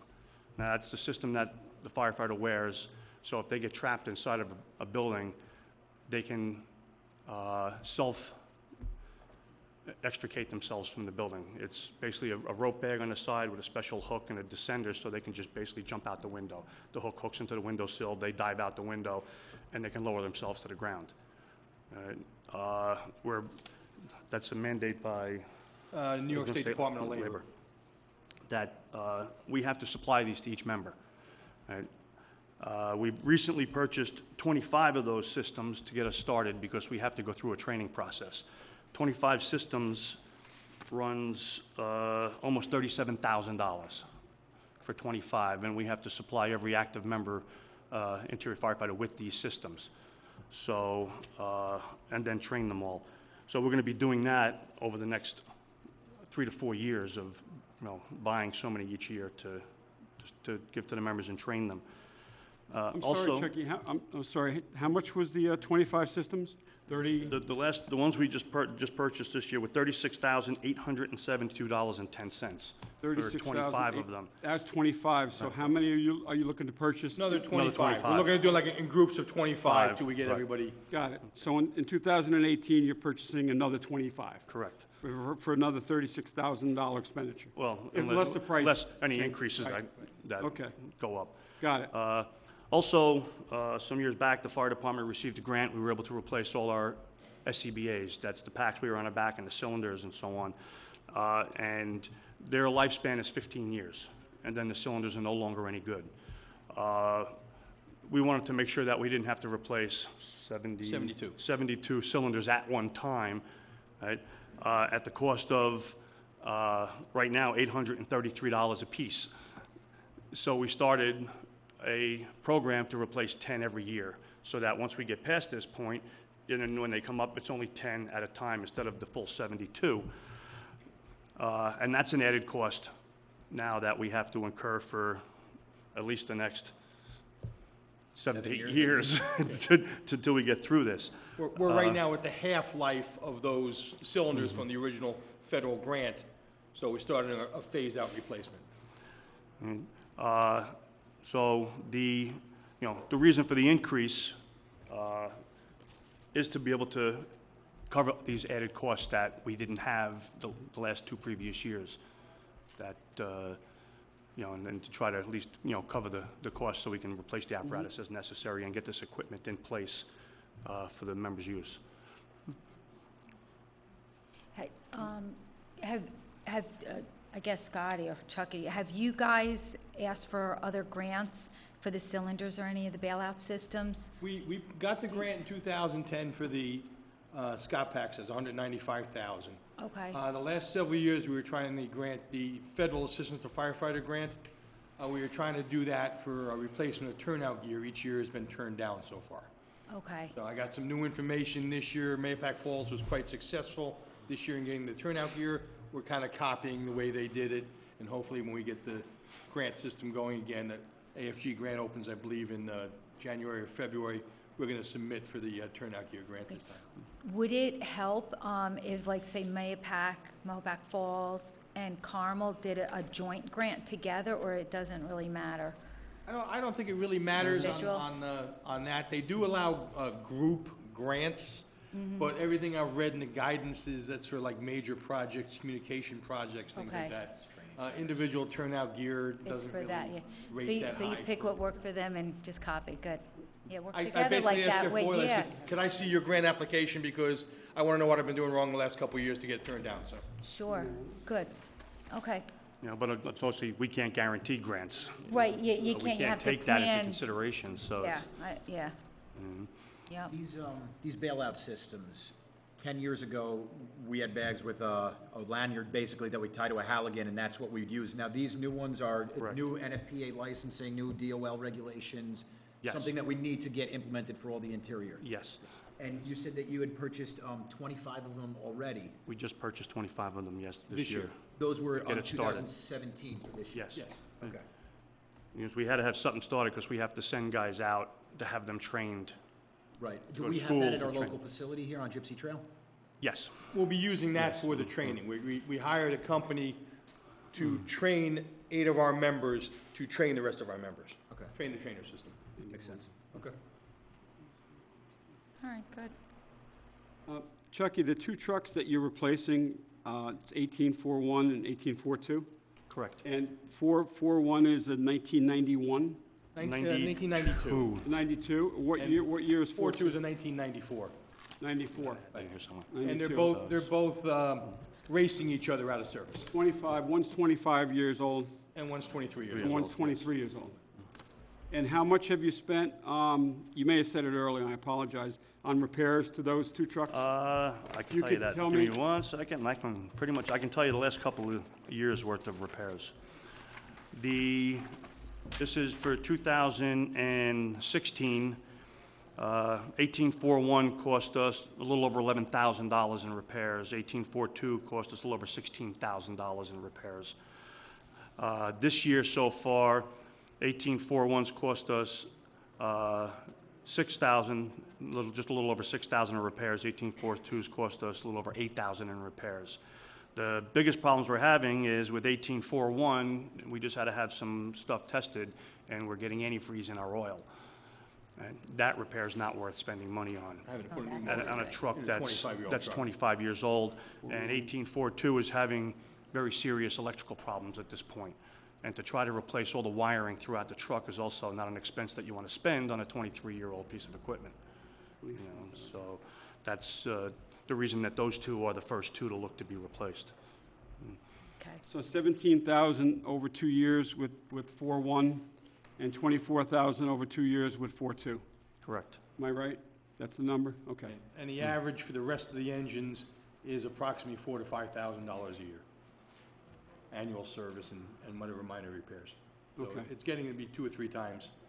And the normal cost. All right, is there any value on the secondary market for those trucks? Yeah, we're gonna, we've been approached actually by. You asked that? No, I was just gonna ask that. Oh, okay. We've been approached by one dealer so far that wants to come in and take a look at them. Based on sales of similar trucks that I've read on the internet, they have approximately a $30,000 to $40,000 residual value type of thing. But that's also with not having some of the problems that we're having with them. If you're gonna sell a truck to somebody that's gonna need a motor replaced, Yeah, its value is pretty much tanked. You know, and another one, that a lot of the electrical stuff has to be replaced. Again, the value's pretty much tanked. okay. The new trucks that you guys spec'd out, as far as the materials go, are you guys using diamond plate, stainless, fiberglass for the cab? We've kinda gotten away from a lot of the diamond plate. It's kind of a pain to keep clean. Aluminum Very cabs, high maintenance. aluminum cab, stainless steel body Okay. for the, weather conditions. Okay. As far as truck committees go, I remember sitting with a couple members, and I had seen truck committee with truck reports, inventory reports, asset reports, gave me date placed in service, expected replacement costs. Do you guys have anything like that that you would be able to provide us so that we can look forward and make sure that you guys are gonna have appropriate budgets, appropriate reserves set up each year? I know we gave you one last year. Did you I have a have, copy of it? I have a replacement schedule that we had actually made up for our apparatus, so that, and we're actually behind on that now. The two trucks that we're looking to replace now were scheduled to be replaced in 2012 and 2014. And that didn't happen, so, but this is a replacement schedule roughly on each piece of equipment that, I think we got this last year, right? George, I think you gave this to us. Yeah, yeah. Yep. you know, it's nice that we can get, 25 years or so out of a piece of equipment. Our rescue truck, which is the oldest, is 30 years old, a little over 30 years old. That cost us the least amount of money to keep on the road. It's the one with the least amount of moving parts. But, it's nice, the leasing stuff that we're looking through, we have two companies that we've already got stuff back from and looking for a third. They're gonna be 10-year lease to buy options, so after 10 years, it's a simple buyout, and then we can hold them for another 15 years instead of, hopefully, depends on today's manufacturing and how well anything is built today. And then, start replacement again from there. We can't have, we'd like to set everything up as like New York City with a 10-year lifespan on apparatus and it gets replaced, but that's a lot of equipment to have paying leases on.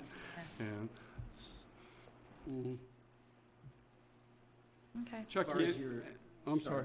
You go ahead. No, I was just going to ask, do you have any plans, I guess you probably do, with the rescue truck to replace that in the near future? The plan is, once we get these two tankers replaced, to start working on the rescue. Okay. Yeah, and that That's the old- process, that's well, the that, oldest. when you're dealing with a truck committee to buy apparatus like this, once if they started today, they may not be ready for another year, Easily. to, even move forward, to even bring it to the membership with what decision they have for it, so it's, As so far as it's a long process. As far as the ambulance, any additional outfitting you guys are looking to do with newer technologies, newer equipment? We just, the board just recently approved putting in, purchasing new ePCRs, the electronic PCRs, instead of, right now, everything's handwritten. These will be all electronic, and they just approved that, so we're just waiting for the tablets to come in and then get the programming put in and get everybody trained on it. But nothing big like new striker beds, new chair assist? No, there is a... Last year, 2016, we bought two of the Lucas 2 Lucas CPR 2 devices. devices. So we have those already. And there's looking into electric stretchers so that they don't have to lift. Like Yeah, that, just so, thinking but that's still, Workers' comp and... Yeah, that's still safety down of the our road, first so responders, it's- yeah. Would be looking at that, if you look, one of the ambulances is due to be replaced probably about 2019, and it would probably be folded into that to start with the electronic lift stretchers, rather than put the expense and then get rid of the vessel 2 years later. Makes sense. Okay. Favorable variance in this year's budget, do you guys see any money being able to be transferred over to reserve at the end of the year? well, that would be nice, no different than how the town operates. You can't Absolutely. operate from penny to penny. Right. You know, if you know you're gonna be spending $20 million this year, you don't bring in only $20 million worth of tax, you wanna have that extra. All right, we obviously do the same thing. If there's any extra, it gets moved over to a different account, so it's accountable on where it went. And just like anything else, you set up a budget line, you don't wanna go over that budget, but unfortunately, it does happen. And Right. that gives Then you we that make the little budget extra to adjustments dump in and help with that, you know, including maintenance to your buildings and so on. If you have something happen, you know, that you didn't budget for, the money's gotta come from somewhere, you know? So, you know, we do the same thing. It's not a lot, but there's enough there to, if we have an issue with the building, that's a lot of money. We do have at least money to put towards that. Any Get it done. projection on what that number may be to complete 2017? I think it was around 200 and change, To, 16? you mean, how much would be left? Correct.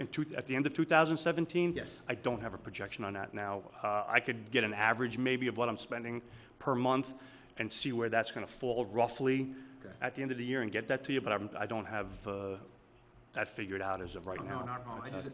I know as I used to go through the budget process when I was treasurer, I would be discussing with our commissioners about where we are with our year-to-date, what our expected expenses especially are gonna be on the last quarter, so that we would be able to start working with the budget, and it was Right. much different than here. Yes, All we do is I set do up- that over the next, you know, couple of months where I will, you know, figure that out and see where the budget lines are and where we've gone over or, you know, how far under we are, because you do, as you know, that you've done it before, moving money from here to here where, you know, fuel costs go up, you might go over budget. You have to make an adjustment based on fuel costs. Hopefully your Same thing electric with- costs might have gone right. down and you Same can- thing with right. apparatus maintenance and everything else. Last year, I think we were 200% over on apparatus maintenance from what the budget was, and it was basically the same as it was the year before.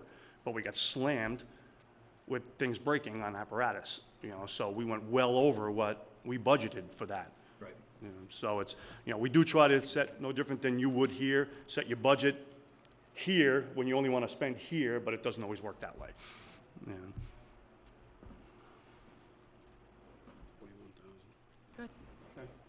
All right. Maybe just in regards to that budget that you guys work on the internal, is there a way that we're able to receive that budget that you have with the line items, that we could see where the expenses are, we can see where things are, so as we get reports back from our oversight third party, we can make comparisons, and my biggest concern is I believe ensuring that- I believe at the end of the year, I did send that to Brad Pinsky's office, but I can, you know, because we obviously have to verify where all that money's going, so it's, but I don't know if that's a problem or not, so it's. No, but, actually, with the new law just passed, starting in the 2019 budget cycle, we have to provide that breakdown with you with the letter. That's a new law passed and signed by the governor.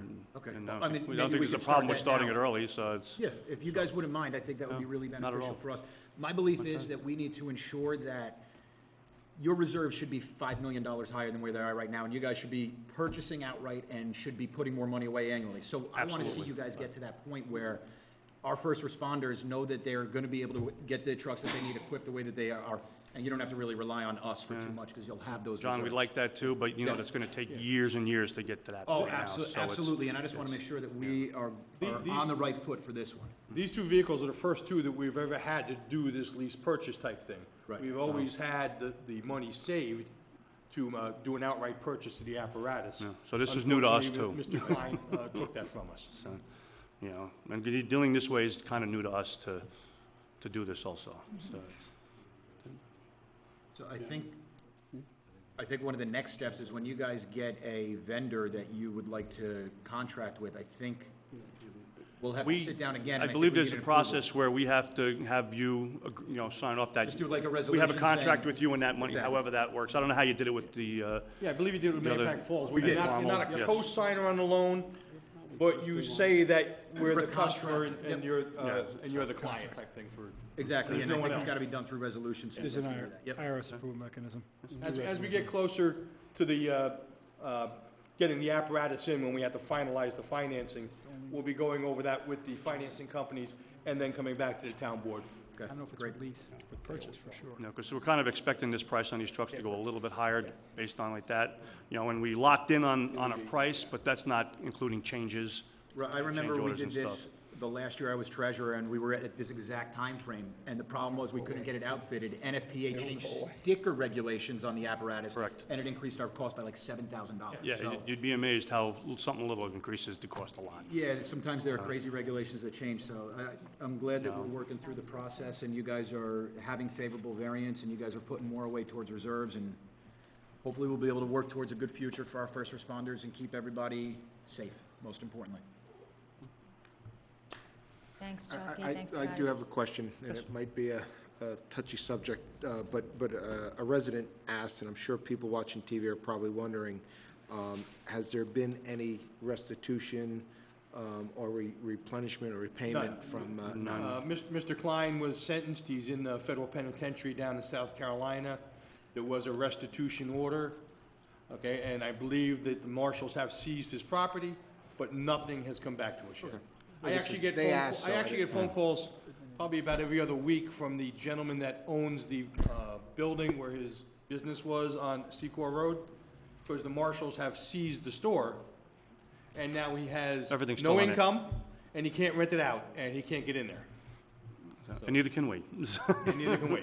Yeah, we. They've told us you know, that when the time comes, we get to go in there and see what we can use as part of the restitution, but the marshals have not contacted us about us that at all. you know, So we have to, we can't base anything off of any money coming back. We have to work everything as if we're not gonna get a penny. If we get something, hey, that's great, but we don't expect it to be a whole lot. You know, but, you know, any luck we'll get something back. But we have to work everything right now as we're not getting any money because we can't assume. Until you see it, Thing then you to can do it deal with with. it, but, okay, like I said, one resident asked last week at the podium, and I'm sure other people are wondering the same thing at home, so thank you for the question, answering the We're just question. waiting now for the government to help us out. And they move so fast. It was lightning. They'll eventually, I guess, liquidate those assets, whatever they Yes, that's- seize. but So once they're sold, but it's an unknown as to what the value of those are and what it will Exactly. be. Exactly. So you may know, or they may know what they have that they've seized, but as far as the value from whatever that might be, that's an unknown right now. Exactly. You know, We know most it. of it's auctioned off or sold And we have off no somewhere. idea how long this process have is no gonna idea, take. right. So it's. It's gonna take a while. All right, well, it sounds like the two trucks Thank you. that you're replacing, they absolutely need to be replaced. Just based on the years of them and the amount of money, about $41,000 has been spent over 2 years to keep them running, you know, to keep them on the road and keep them in service. You know, and You as you know, know, so- with your own vehicle, you wouldn't do that. Yeah, and you may have, by selling them now, there's probably gonna be some good value out of both of them, we hope. Not good value, but there'll be value. It'll be value, yeah, probably be some value, who knows? Somebody mentioned 30,000, And that's, 40,000 range. that's just looking at a couple dealer sites that have similar age, similar size vehicles. Yeah, yeah, so, okay. All right, any further questions for the APEC Fire Department while we have them here with respect to their budget submission, budget request? No, but would you guys, when you give us that breakdown on the budget, would you also be able to give us the active firefighters, interior, pump operators? I'm just trying to figure out the personnel that we have on the department, and I'm trying to get that across the who? board. Yeah, we can That's do easy. that, certainly.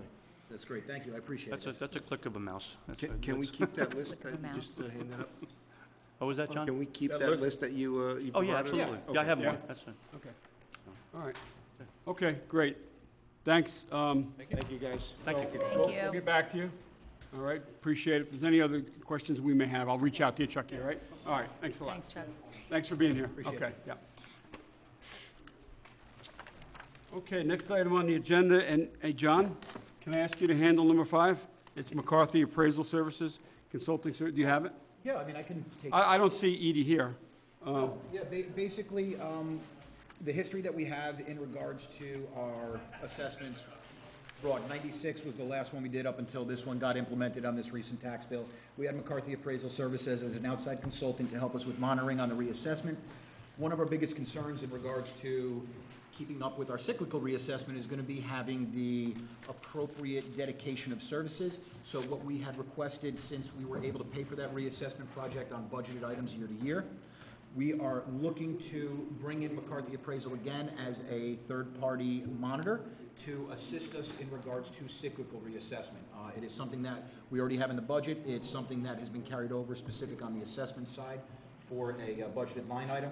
And she had come in with a proposal in regards to what she would be able to do for maintaining the status of the 2017 assessment rolls, updating their assessment levels with market trends, along with reviews of building permits, administration, and implementation of property tax exemptions, be assisting with the completion of the full town-wide cyclical reassessments, and basically what we're just looking to do is, I guess, have this proposal in regards to monitoring services that will be in existence from October 1st, 2017 through, it should be, I guess, let me see, what's that, May 31st, 2018? And it's looking at a range anywhere from 15 to 25, and it won't exceed 25 without prior town approval. And then this is really just in regards to keeping us up with cyclical reassessment.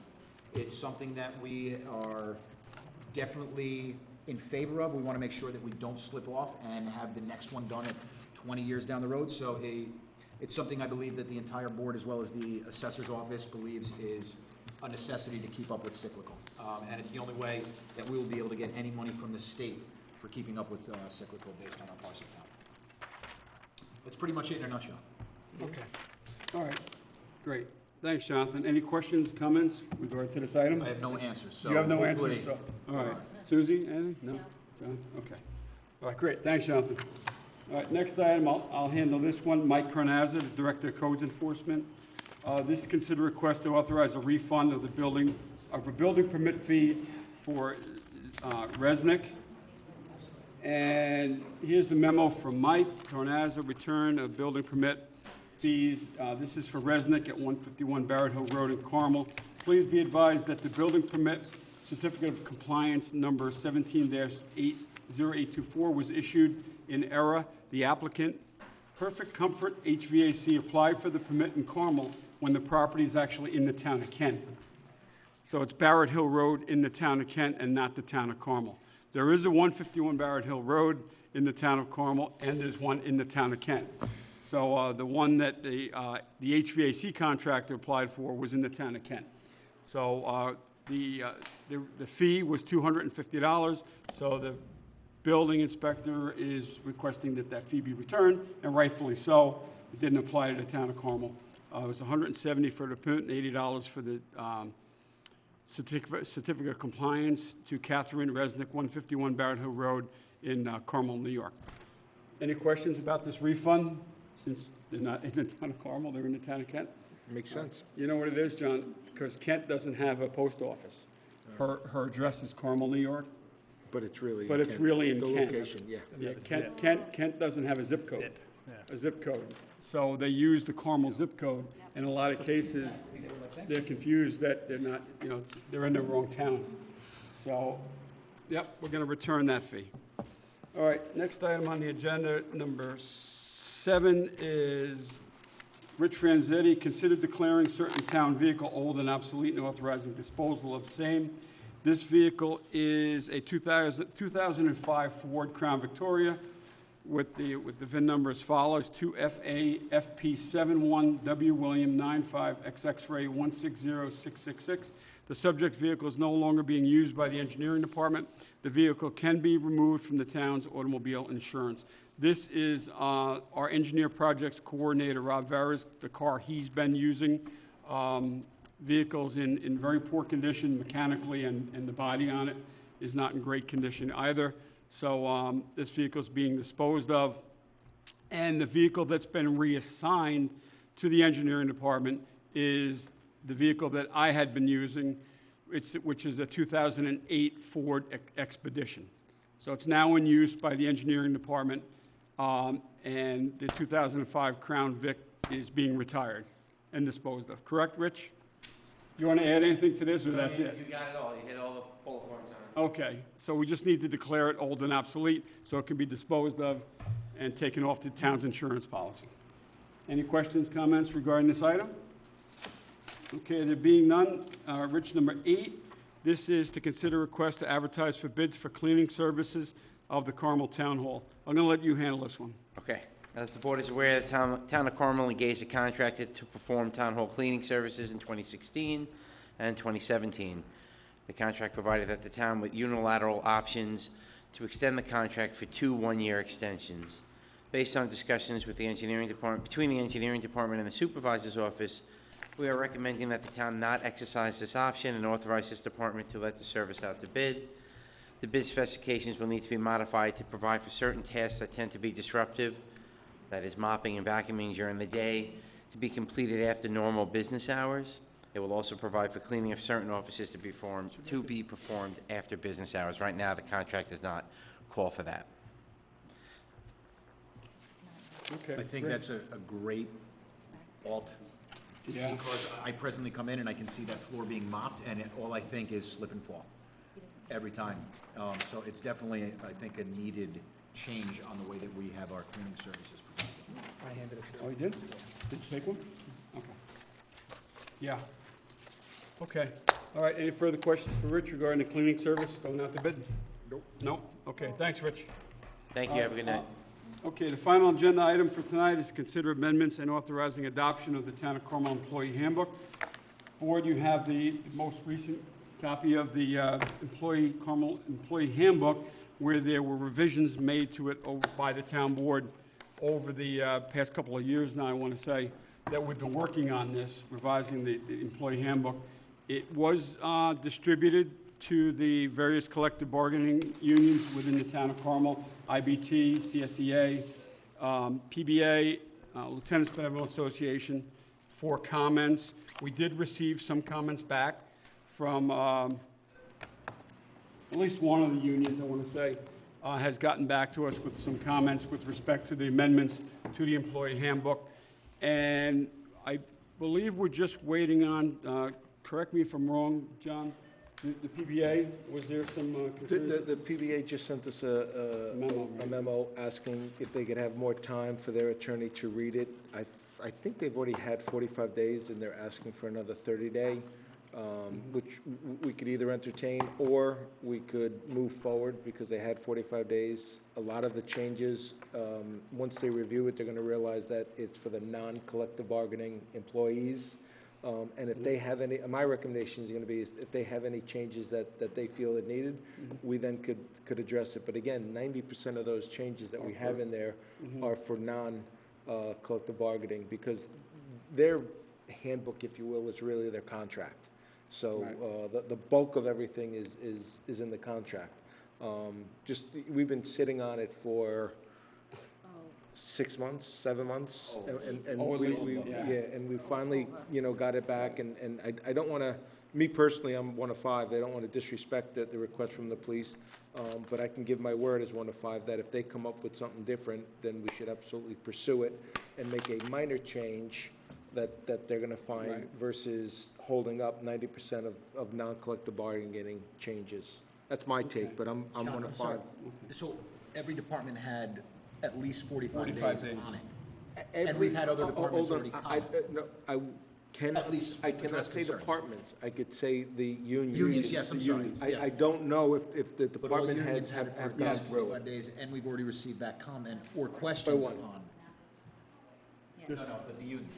The unions, yeah. Yeah. And comments, there was at least one? Okay. Just questions on clarification. The time clock, Time right. card collection was the only comment from the one collective IBT. bargaining, yes, department that came back. But Jonathan, I do not know if it's been out there, it's been in Kenny's office. I don't know, I couldn't speak to if the various department heads. Right, no, but as have long as the reviewed it. unions all got that, they're able to review it, 45 days. Yeah, they did.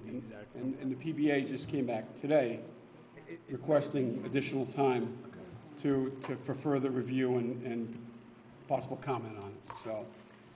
Yeah, but at the same time, even if they had 45 days, in all fairness, they're looking at it now, their attorney's going to look at it. So again, my suggestion. We can always make modifications. Is make modifications, just like we reviewed what IBT is. My biggest thing is, we've been sitting on it for too long. Keep things moving forward. And, Absolutely. if we're committed to, in good faith, listen to their suggestion of it after their 30-day review, Okay. then, you know, by the end of the year, let's implement that Right, and change. same for any other union that Correct. may say, you know what, we looked at it again, and here's a Exactly. question, or here's something we'd like to see changed, and if Yeah. it makes sense, we can always make a modification. I mean, I'll go on record, we're not trying to hide or push anything through because we've given them 45 days for review, so. And like, I mean, we have sat on this for a long time. Yeah, I mean, I'm saying we sat on it for 6 months, but we've Right. been working on it for over a year. Oh, absolutely, yeah. So, with labor attorney, with our old HR consultant, so. Okay. All right, any other further questions, comments with respect to this item? Frank, you have anything? No. Susie? No, No? thank you. Okay, all right. Okay, so that concludes the agenda items for this evening's town board work session. I'm going to open up the floor now to public comment on the agenda items only at this time that we covered. Mike?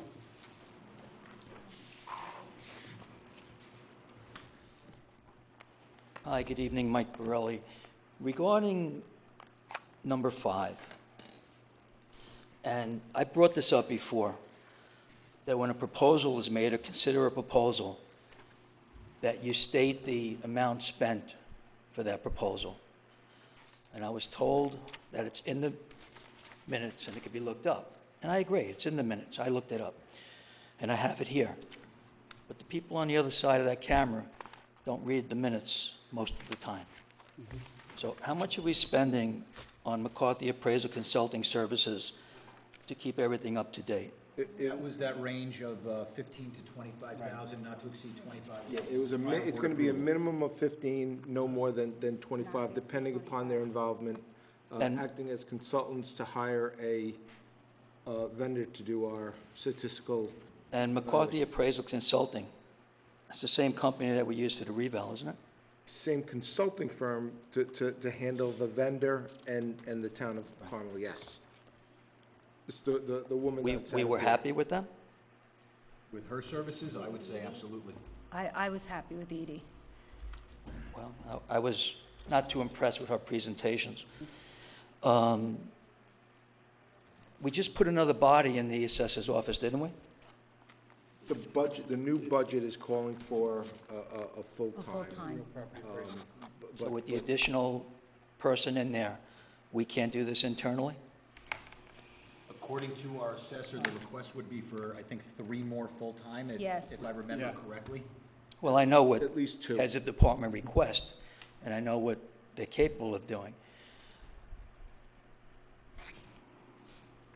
On number 9, consider amendments and authorization adoption of Town Code Employees Handbook.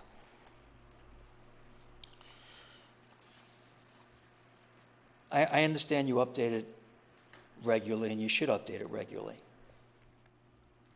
I take it that all the updates are what's in the off-color ink and not the black with the crossouts? Some of the crossouts could be, they call it red line, so. Red line. Right. Yeah. Yeah. So I'm saying, when you're redoing it, and it's online, and people review it, the changes are what's shown as changes. Yeah. Yeah. Okay. Are there any other changes in there that weren't redlined? I think there are some that aren't redlined because it was insertions and it wasn't necessarily modifications of existing verbiage. So let me get Those this would be correct then. blue. I Let me believe get that this, any let me addition get, is let me blue as just well. Either get blue, correct what you highlighted just yellow. said then. Yeah. So if you don't change if you change something, you mark it. But if you add something in, you don't? We have a different color, so it wouldn't be lined out because there's nothing to line out. We're not changing any verbs, we're adding something, so we would be adding a block instead of black print, it would be blue print, or it would be But I red think it- print. So I'm going to ask you again one more Yellow. time. Everything that's in black was in there. Everything in black has been already, yes, in there. It's the old, and. It's all in the old one. Yes. Okay. We're all sure about that. The items in the black? Everything that's been changed was marked as a change. And everything in black is what's in the most current book. No, the most I current think book. what Mike is saying, like, if you took the book, and Mike, I could be wrong, if Mike is saying, I think if you took the original town employee handbook from when we first The started latest one this- that any employee has from the town, Mike's employee handbook for his employees. okay. This blue is not gonna be the No, it's only not gonna be in change. there. This blue No. is not gonna be the only No, change. the blue that. No, the is- blue's not in it. That's not what I asked. Okay. What I'm saying is, the most current book that your employees use, has anything outside of the blue or red line been added into the changes? To my knowledge, I'll go on record, I do not know. I did not type the changes, our labor attorney and some other administration has done it. I did not, so I'm going to say the only changes per the red line functionality is either changes, strikeouts, or additions. Well, So, it should be like that. correct, It should be noted, correct, where everybody can pick it up very easily. absolutely. Okay, thank you very much. Okay. Thanks, Mike. Yes. Just Good evening. Just need your Judy name. Mira, Okay, of Judy. course. All right. Number one, I was wondering, in regard to streamlining and making this so much more efficient, does it still maintain the current staff? Yes. There's no reduction in staff. There's no. No reduction No in staff. reduction in staff. Okay. No additional staff at this time, other than, there's 2 new staff members in the 2018 budget. One is for the building department as an assistant building inspector, and there's a real property appraiser that's been added to the assessor's office, but nothing related to the, item number 1 on the agenda. Okay. This automation or this enhancement in technology, just like for the last 2 years, 4 years, 5 years, every time we've brought in new technology, it's not a reduction of headcount. In fact, we've been hiring even though we're improving our technology. Okay, okay. Also, with number 1, I know I am, and I'm sure a lot of people would think, I'm very concerned about the safety features, having all of that information for all the residents in the computer. We know Equifax has just been compromised. So what safety features? I don't know if he discussed it, forgive me if I... I think that what John was talking about, that they would have to have a PIN number, just like if you were going to the Mahopac National Bank and you were going into your thing, you'd need a PIN. Correct, that's on Yeah. payment. But you're talking about, all the data is public knowledge. I could walk up to any office and just start looking up any of my neighbors. I mean, it's public record. So if you go into a filing cabinet, no information on that computer is going to be non-public information. So I could either walk up and look through a filing cabinet, or I can go online. I personally didn't like that everything is just accessible once you pick a name. I prefer the PIN or the self-regulation, just to ensure that you are on the right one. But I mean, outside of all the information that you're talking about as security, it's public information out there already. I'm concerned about the ability when they make payments online and that information. I mean, I completely agree. Right now, we harness a ton of information. We're just as susceptible as any corporation, any other municipality, any other private entity, if not more susceptible. It is something that we should probably be reviewing with Sullivan Data, what our security policies are, and I think that'll transform into anything like that with payment processing online, things like that. But given the data breaches that are in existence, one, I don't think we're ever going to be able to prevent 100% of them. But we should really be revisiting what our security protocol is through Sullivan Data, making sure that we're keeping up with best practices, things that have been learned from these recent security breaches. They continue on, and whether we're looking at it on one project, I believe we should look at it as a whole. I think it's something that we should probably be looking at with Sullivan Data very, very closely for next year. Thank you. Also, with number 1, the cost, how does it compare, being you're streamlining everything, how does it compare with the system that you have now? It's actually pretty comparable, and I believe the annual maintenance is very comparable as well. Yeah, and when we say comparable, this is 3 of our systems, so we Into one. would be getting rid of 3 payments and into one system, one payment. Streamlining it into one. I want to say the maintenance actually is less. Less, because it's like not all the- 3 of them together, right? Correct, but the initial one is, no, I It's comparable to the outlay we had when we did our transition. I know KBS alone yeah, exactly. But was that much, and that was 10 years ago 10 that we years did ago, that. So it's very comparable on what we had seen in previous ones, and I'm sure that they, through the shopping, it's comparable to anything else that would be out there. If KVS not, was 6 or 7 years ago, and Municity, CSA, was 4.5 years ago. So I could not speak to the taxes, the receiver of taxes. Yeah. I don't The know when SCA. that system came in. SCA, right? Yeah. SCA, but they got it before we Yeah. brought SCA Municity in for the entire town. And unfortunately, the initial outlay is really the bulk. Bulk of it. And that's why I want to make sure that this time we do our vetting process, and in 2 Right. years, we're not having this same conversation. Right. On number 2, the leasing, the purchase of the copier machine, is it more efficient to lease where you can, I mean, is it like a car, I'm asking? Is it like a car where every couple of years you would then get a new machine to make sure that it's working to capacity? We are leasing the machines, and Yeah. Annie would know that, right? Annie, we're leasing all the machines inside?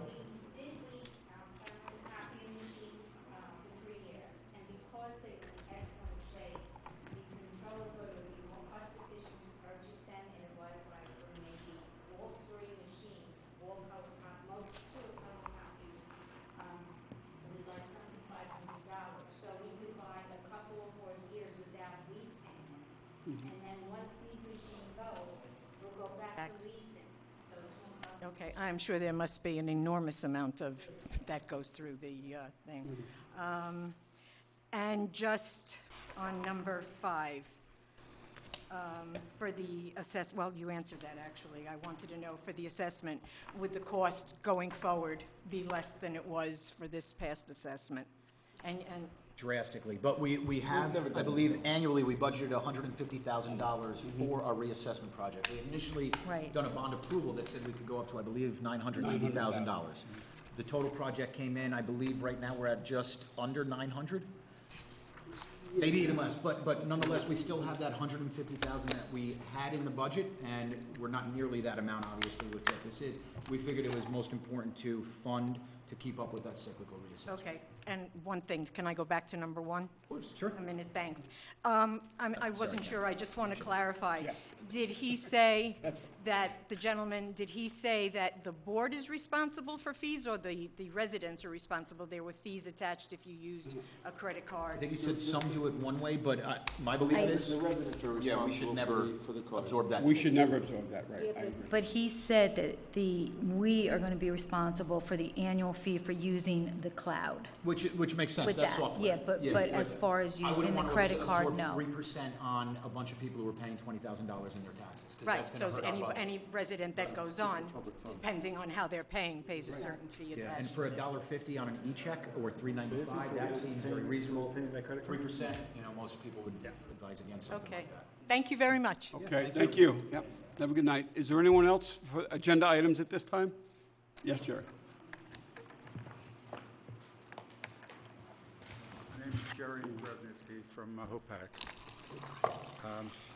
In regard to item 1, about the Edmonds and Associates, question I have, if the fee to pay with a credit card is 2.9%, and I'm not sure what the average tax rate would be, maybe something like around 8,000 or something around that neighborhood. So that would cost the person $232 to pay with a credit card. I have doubts that people will be using it for that kind of expense. It's much easier to just write a check and send it in the mail than. Or you do the e-check that they were talking about for $1.50.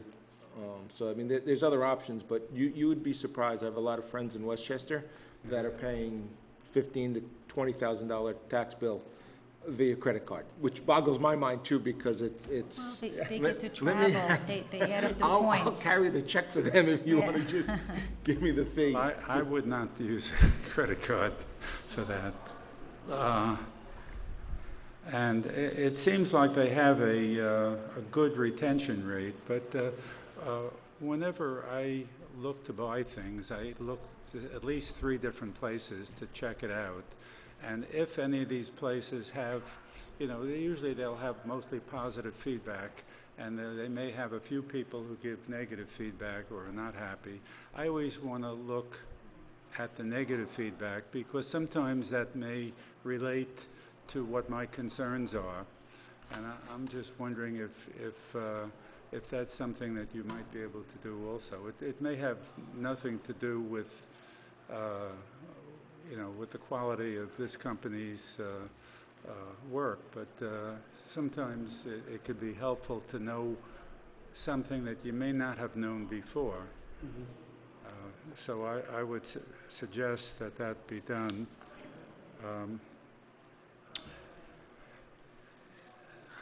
In regard to the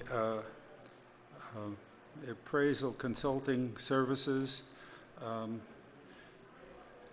it seems to me that if things could be done a lot faster because of this new system, I'm wondering why you would need more employees.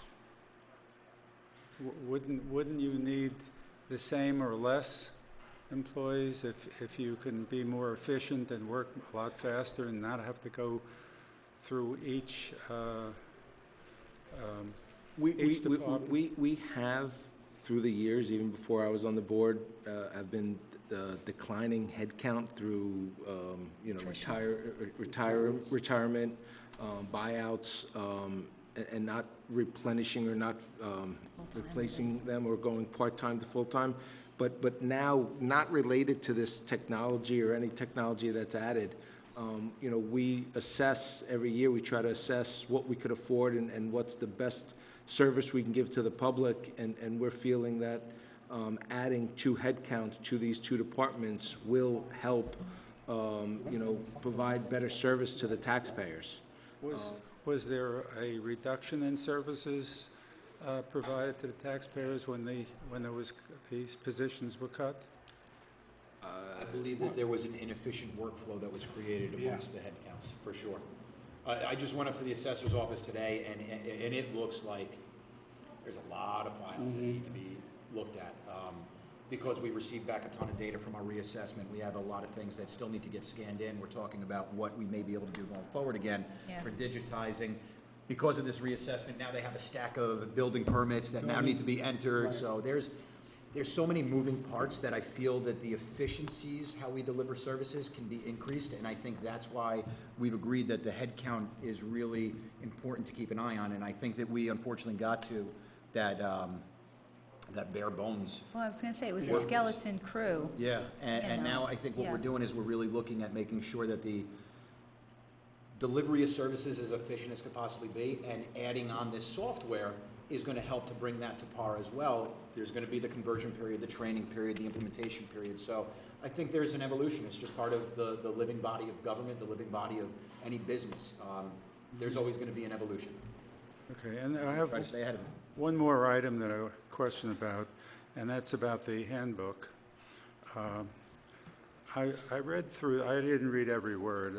It's very long, and I didn't have time for everything, but I just skimmed through it. And I noticed in regard to the ethics question, there was no indication of the existence of a Board of Ethics. Is that something that was removed previously, or is this remove it? Employee handbook? Is that? No. Board of Ethics is within Chapter 13 of the Town Code. The code, not the handbook. Not the handbook. It's established. I didn't see those words, Board of Ethics, or what they would do in there. It looked like if someone violated the rules, it would be up to the town board or the supervisor. I don't think there's other boards, the other administrative boards are not covered under the handbook. Employees. Covers employees. Okay, it covers I'm employees. just The wondering handbook where covers that would be, employees. because I couldn't find it. It's in the town code. Chapter 13. Oh, no, right here, Code of Ethics, 406. Now, one of the things that I had complained about, I guess you can call it a complaint, some years back, was that the town code doesn't seem to indicate, well, it doesn't seem to indicate a foolproof method of providing some resolution if it's the town board member who may have violated the law. And that has come up in the past at least twice that I recall. And in both cases, I think what happened is that the ethics board made a recommendation, and then that recommendation was ignored by the town board. And I'm wondering if that could be changed so that a group of respected citizens in the community who have some experience in this field can do the evaluation without it being ignored by the town board, who is the one who might be, town board members sometimes might do something that wasn't proper, and if so, then there should be a way of resolving that without it being overruled by the person who's being accused of something. And that's something that has been ignored for many, many years. I think I probably brought that up, I don't know, 5, 6, 7 years ago or something like that. Probably Mr. Vinsky, before you people were on the board. Oh, okay. I was going to ask you, are you saying that happened? Because I don't remember that happening, or it I could think happen. I actually remember this conversation Well, I can 7 think years of ago. one that happened many years ago. Right, no, I remember when, Jerry. 4 members Jerry of the specifically town told board me. had a meeting with a person who was doing business with the town, and they're not supposed to have 3 or more people meeting to discuss town business. And that was one example. There was another one that came up more recently than that. But it doesn't matter how many there were. I think it's something that should be addressed by the town board. I'm not saying that you people are going to do anything that's not proper, but, I read in the newspaper sometimes that there are town board members in other towns that do something wrong. And it may be a violation of procedures, such as what I mentioned about the meeting, an improper meeting, and things like that. So I'm just wondering if you're willing to take that up in public discussion. My belief is that we should not be above any ethical board, and if there is a violation that's occurred amongst a board member, I believe that, Greg, is there anything that basically governs violations by the board presently? The Ethics Board, as established under your code, has the authority to review, conduct a hearing after probable cause, and make a recommendation to the town board as to any action that they deem appropriate if there's a finding of a violation of any portion of the Ethics Code. The Ethics Board does not have executive authority.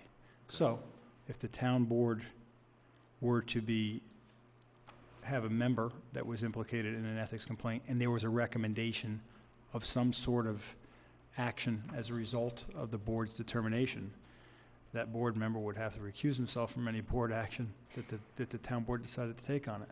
You're not required by law to have a board of ethics. You're required to have a code. And if that situation were to come up, my general recommendation may be to send it to the county board of ethics, okay? Which is probably a more appropriate form if that were a town board member that was implicated in some sort of an ethics complaint that resulted in a recommendation. So, Do you think maybe then that's something that we as a collective governing body could look at modifying in our town code to, if that's not already specifically listed there? Well, we don't have to have this conversation in the future then? well, my belief is that the town ethics board can refer it to the county. I mean, the ethics members may have a conflict in entertaining a complaint against any member who's any employee of the town of Carmel. So that's the county ethics board is there and can be utilized for that purpose. But if you're asking me if I recommend that you give the ethics board executive authority to act and sanction on complaints, that's not something I'm going to recommend to you. No, I don't want that type of authority, but my thought is if it could be even written into the code that says if it is a member of a town board that is the one being brought up on a violation, that it gets referred to the county instead of even referred here. Almost like jurisdictional authority, we wouldn't have one of our own You can look at police that. officers really being looked at on a violation in this court, that would go somewhere else. Fair enough. You're looking at any number of potential upgrades, modifications to various sections of your town code. Perhaps the code as a whole is what's been discussed in concept with some other matters. Chapter 89 is being looked at for I think freshwater wetlands. So you can do it. It's a legislative act. The way that you it guys is have to now agree is on. an inherent conflict of interest, and I think if it was the county legislature or whatever, or some other independent other group, perhaps it would be somewhat more appropriate. So I hope you would be willing to take that up, put it on the agenda. Thank you. Okay. Thanks, Jerry. Yes? Agenda items? Yes. Okay. Good evening. I'm Judith Ravnitsky, and I live in Hill Street in Mayapack. In regard to number 7 on the agenda, Mr. Supervisor, you gave or you turned over your Ford Explorer in lieu of a Crown Victoria that is biting the dust. Yes? Yes. Okay, so what are you driving now? What am I driving now? Yes, As a town vehicle? yes. A 2017 Ford Explorer. All right. I would like to know how many other Crown Victorias are in service here? In the fleet? Yes. In service within our fleet, Yes. including the police department? Well, the ones that you deal with specifically. The ones I deal with all of them, to be honest with you. How but the many? ones for the town hall here? Yeah. Crown Victoria. I feel like we got rid of a Yeah, lot of we our did. Crown But Victorias. it's actually quite a. We switched over our fleet Two? to Focuses and. Yeah, I think that. Yeah, Recreation has 2.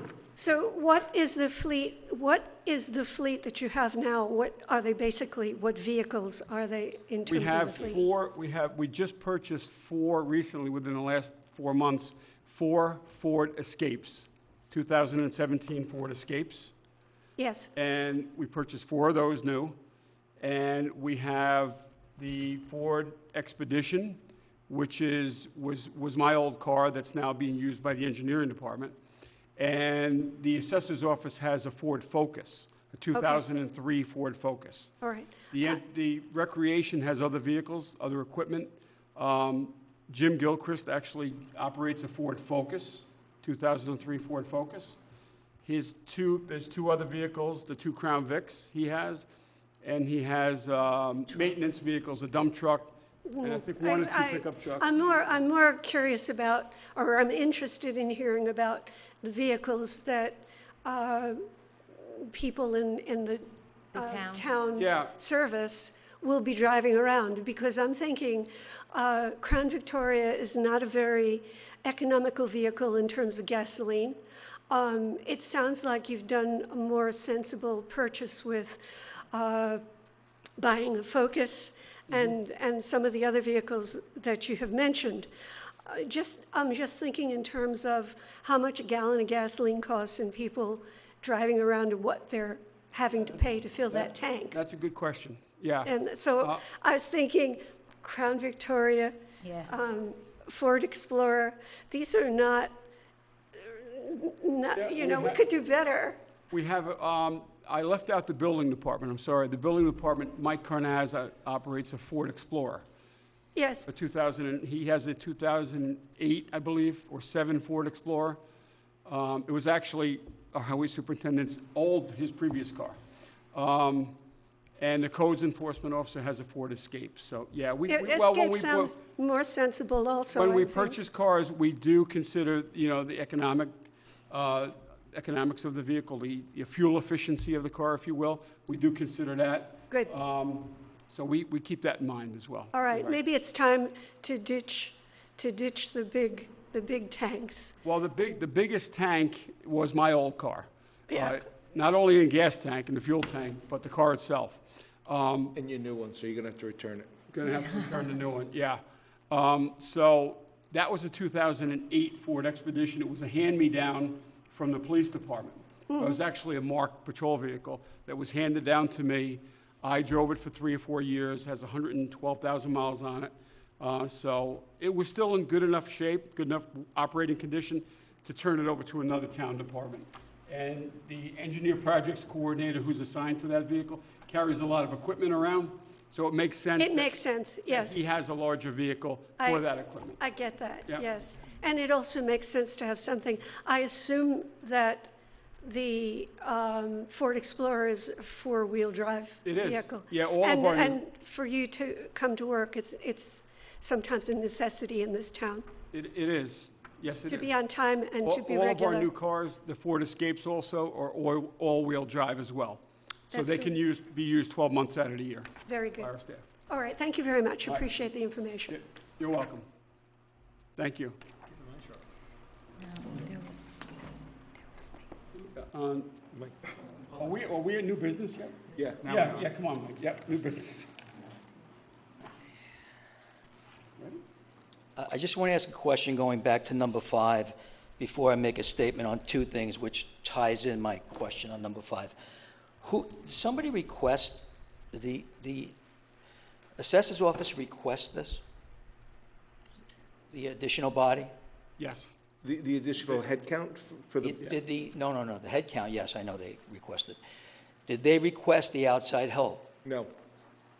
They said that if they don't have the additional bodies, that they will need outside help. No. Did the assessor's office request McCarthy Appraisals Consulting Services? Full disclosure, during the reval, we said we were going to do a cyclical and statistical revaluation. And we all were having discussions on who would do it, in-house or external. The assessor's office said, if we do it in-house, we need more bodies.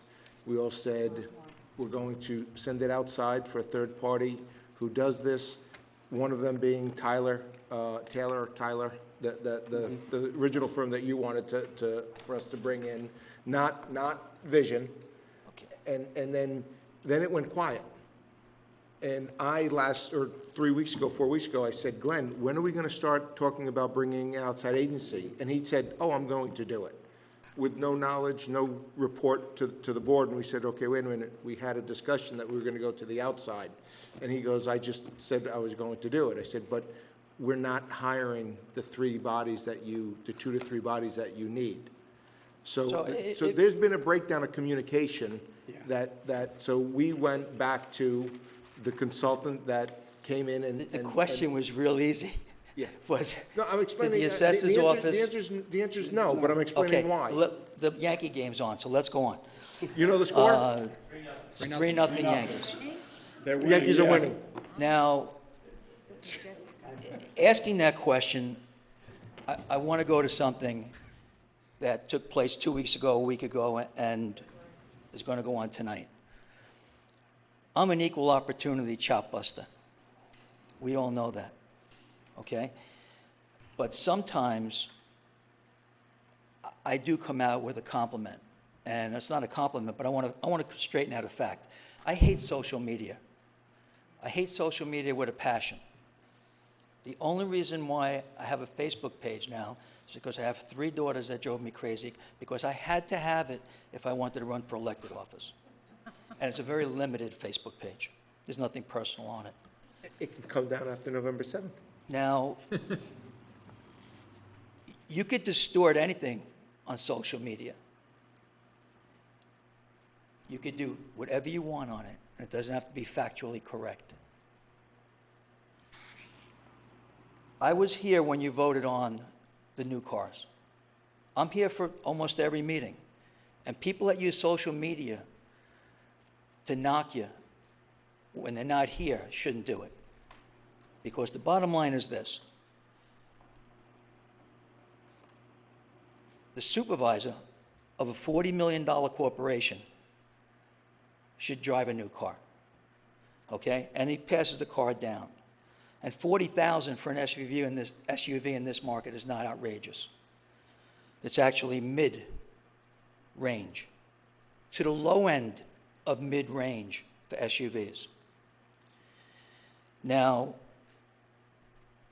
I'm going to get into both parts now of why I asked the question about the assessor's office and why I brought the car up. And to address Mr. Schneider's remark a couple of weeks ago, where he'd like to help me on learning the aspects of government, I appreciate that. But for the last 30 years, take out the last 18 months maybe, I've made my living out of this building. I've been through 4 supervisors, 4 town engineers, I believe 3 tax assessors, 4 building departments, and 3 town clerks, and I think 2 tax assessors. I've dealt with every single one of them, one-on-one, for 30 years. I know the capabilities of everybody in this building, who's not being used correctly and who's being overused. I firmly believe, and the reason why I bring this up is for 2 reasons. Going back to the last supervisor, Richard Othmer, then Frank Del Campo, then Bob Pazzi, and now Supervisor Schmidt. Connie Monday. And Connie Monday. Connie Monday. 5, that's right. I'm getting old. I forget, 65, you know, I'm 30 years in this building. Nobody ever had, no supervisor ever drove a marked official vehicle. No supervisor ever had official plates on it. And if I'm wrong, you can correct me. So, to Mr. Supervisor, you deserve a new car. I'll bust your chops on something else next week. But people that malign you online, and I'm surprised the other board members didn't research this and come up with it right away, that no supervisor ever had it marked.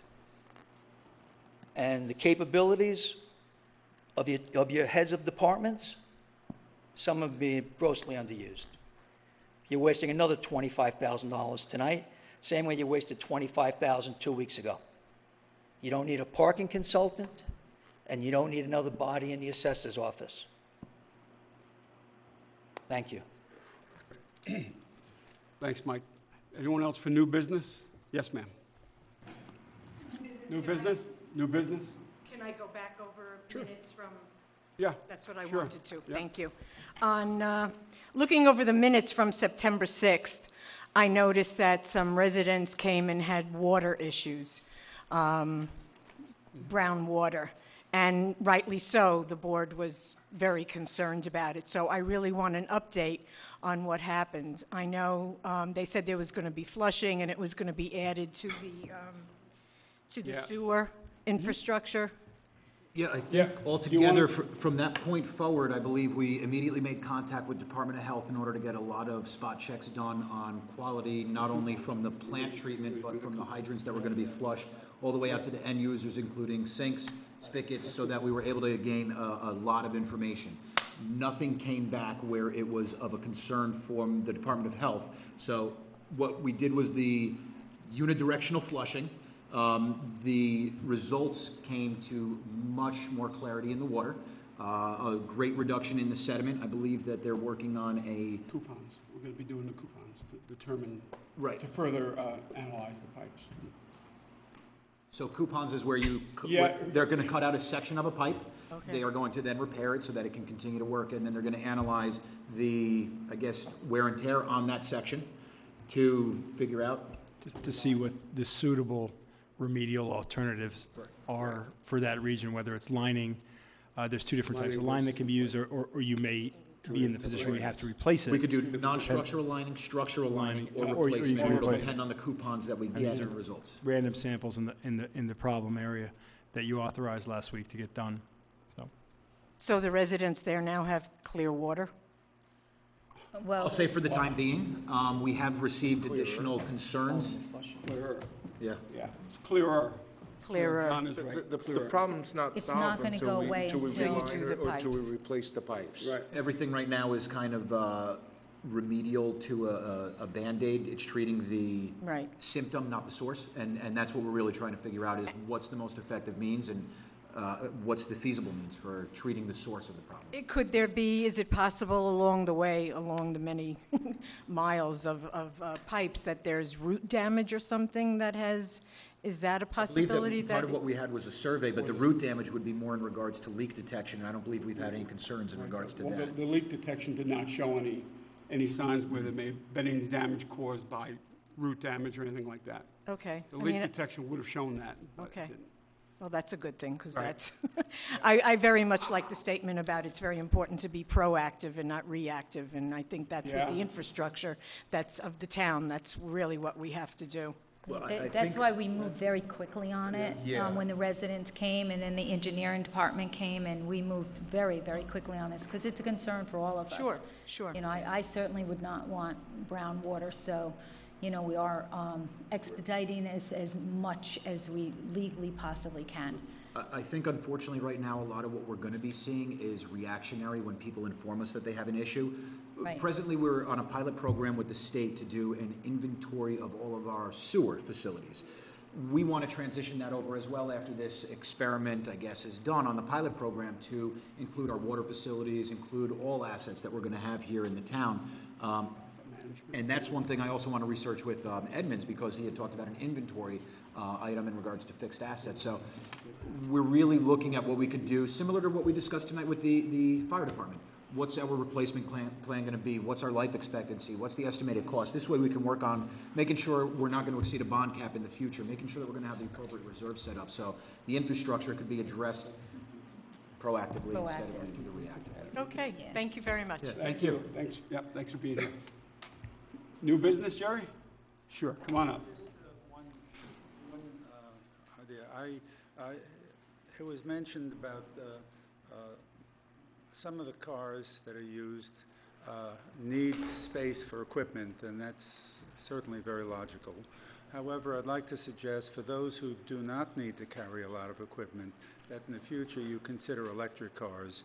They are a lot more. We've actually spoken about that, I don't Councilman think, Schneider you and didn't hear that. myself. No, I didn't hear. He wants electric cars, Electric cars. Jonathan, that Oh, we've, okay. I am a huge advocate for don't get electric. him started. In 5 years, The Yankee game is I can on. almost guarantee in 5 years, you're going to see a fleet start to transition over. And I will tell you, presently, in fact, today I just met with NYPA, with our engineering department, New York Power Authority. They're going to help us to look at rebates and grants that are available, not only for LED conversion, for HVAC and heat pumps, but I believe presently that there is funding from the state level for 50% of a cost for electric charging. So my belief is, and we'll talk about this. I was with you on this. We should take the opportunity to have a half-price benefit and start installing stations here, because the way that every car manufacturer has discussed, the technology now is there, the battery capacity is there, and now it's only a matter of transitioning.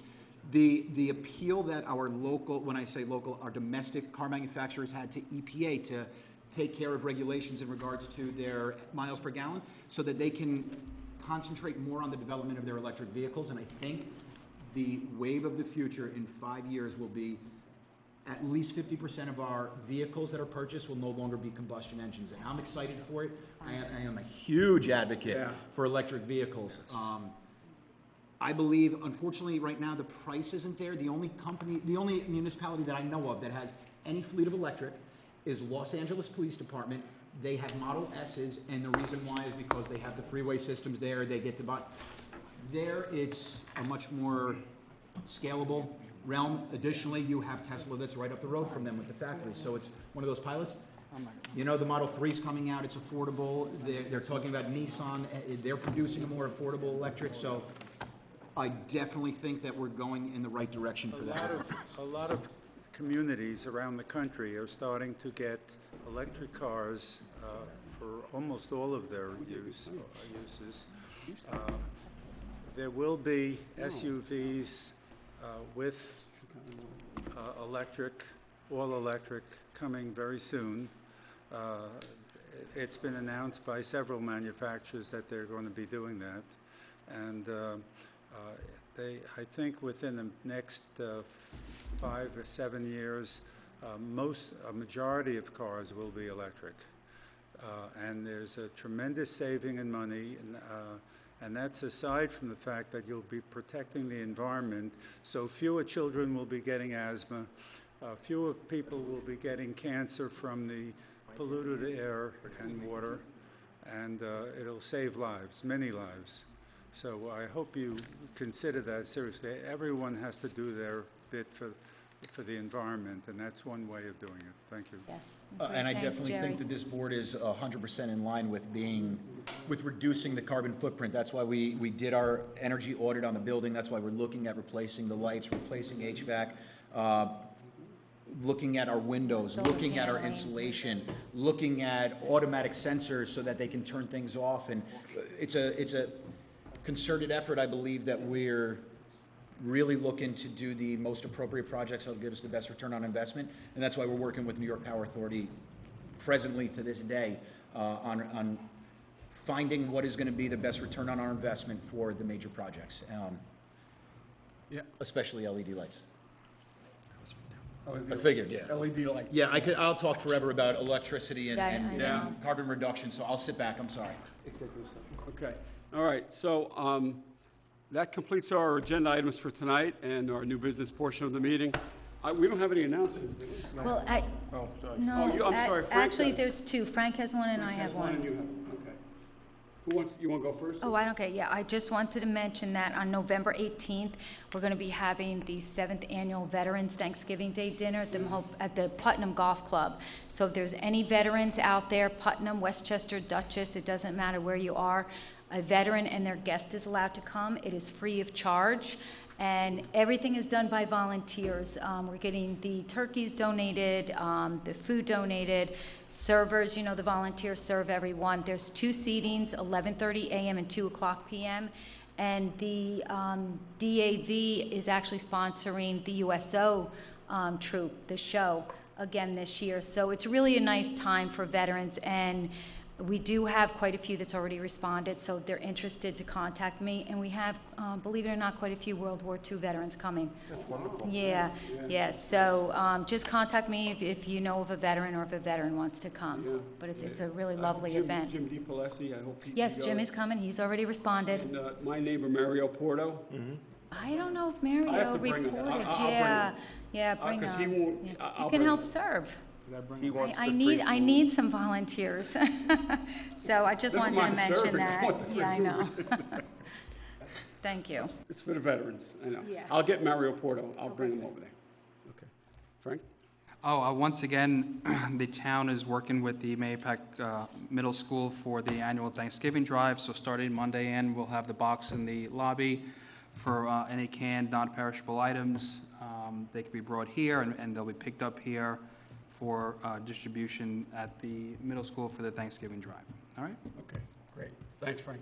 All right, that concludes our meeting tonight and the announcements. We do have executive session to discuss 2018 fiscal year budget, personnel items.